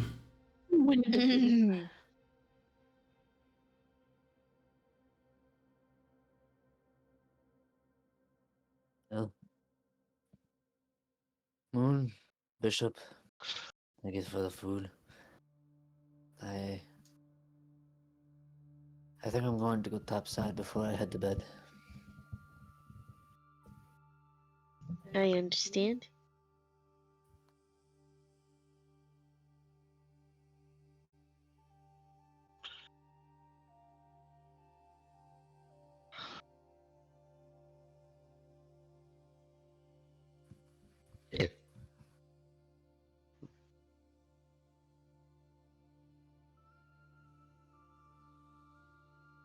Listen, kid. Like I'm glad you wanna tell people about what we talk about and stuff. Do you think you just gotta go blabbing my business? I don't understand why you are so concerned. Aren't you excited to have this I mean, attention? I'm excited to go on a date. I don't really know what I'm supposed to do, but Listen, I will say this much. I appreciate being a only child.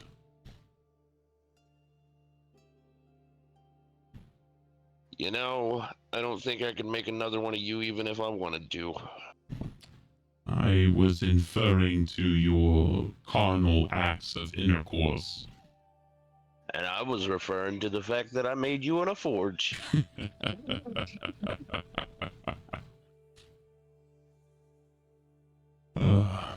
Either way, she seemed rather excited to get to know you. We'll see. Not everybody really wants to be seen with this. I'm just gonna kind of like pan my hands down my body. Hmm.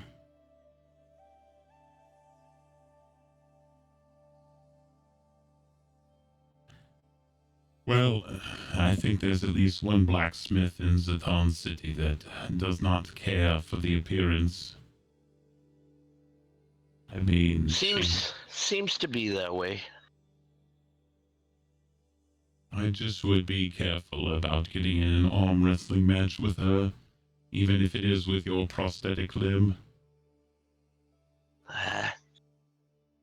That'd be the only way. That way, if she breaks it, I can at least fix it rather quickly.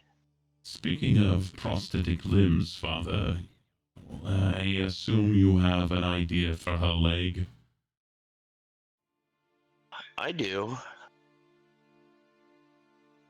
That's assuming she even wants a new prosthetic for her leg. I figured that you were already working an idea in your head. I can work all the ideas, but ultimately, at the end of the day, kid, it's up to her. I didn't figure it would stop you from making a prototype and showing it to her. Oh, well, come on now. You know me. I'll build the prototype. Whether she wants it, that's up to her. I can just see it now, Father. Her first date in Zatan City is with a artificer cat who builds her a leg to take her on a walk through the Crystal Garden, something she had never done before in her life. And I mean, I guess at the end of the day, you can always say it cost us an arm and a leg. Match made in the grand design. I don't know about all that. But it sounds nice. It does. You know I require no sleep, Father, so if you need any help on building this prototype, I am available. You know, your help's always appreciated. Well, then I will meet you down in the workshop. All right. I guess, Nellis, I'm gonna head down to the workshop. All right, bud. I'm gonna go check on Damien, just to make sure he's okay. You can go check on Damien. It'll be all right. Before you do, I have one question. Do that. Yeah. Well, how did it feel when I told you that, you know, I was your apprentice? I was scared shitless that I was gonna fuck it all up. Well, I mean, as you know, being in Bishop and everything, you heard Astrid. She said that she was my apprentice, and I don't know if I'm ready for that. Oh, how the wheels have turned.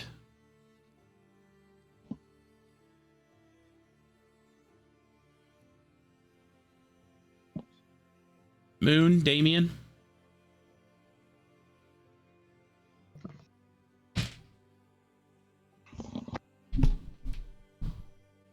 It's quite the view, isn't it? Yes, it is.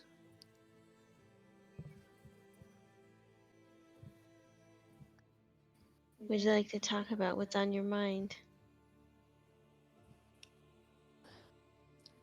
We would be here for years. Are you prepared for that? For years.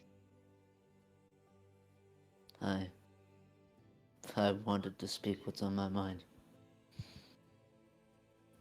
Okay.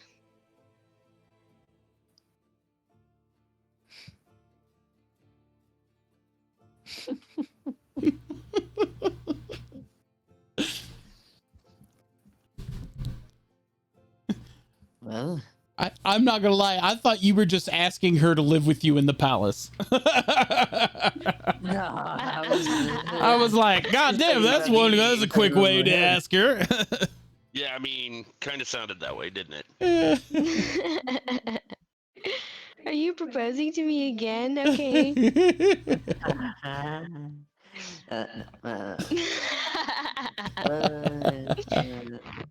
Nice to know Whiskey's not the only one that gets tongue-tied.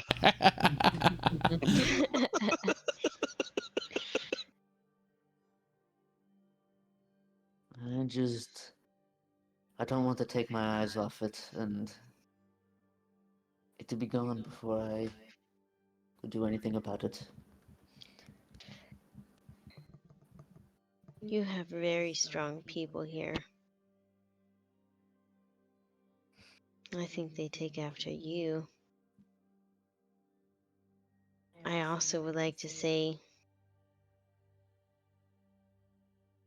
that securing them a safe place outside of this desolate island would be even more convincing.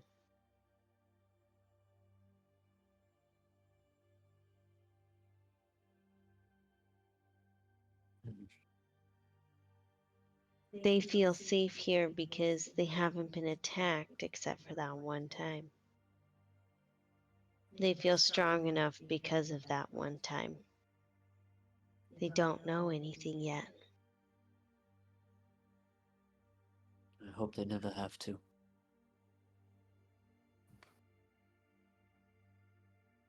Honestly. I hope they never have to. Is everyone else off to bed? Just about. Whiskey went back down to the basement of the ship. Aye. Well, I guess it's to bed. She'll put her hand on yours. Good night, Damien. Good night, Moon.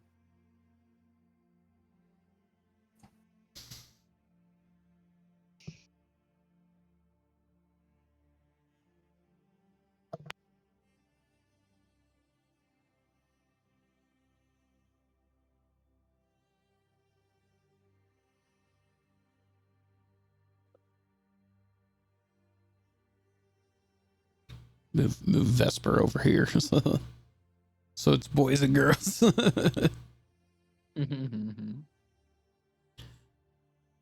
Although I'm surprised nobody's sleeping in the captain's quarters. Yeah. Because Nellis is the captain.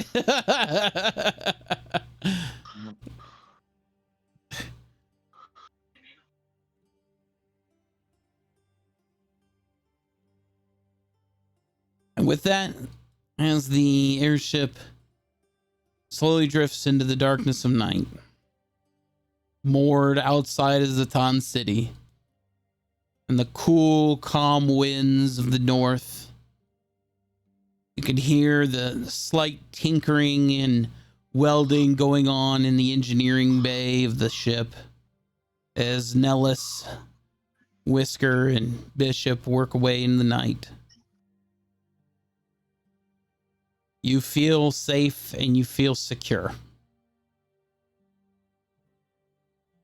It is a peaceful night of slumber. And that is where we will end this session tonight. So thank you all for coming. It is a nice long session. We will pick it all up next Sunday at our normal time. And I love your faces, and we'll see you all.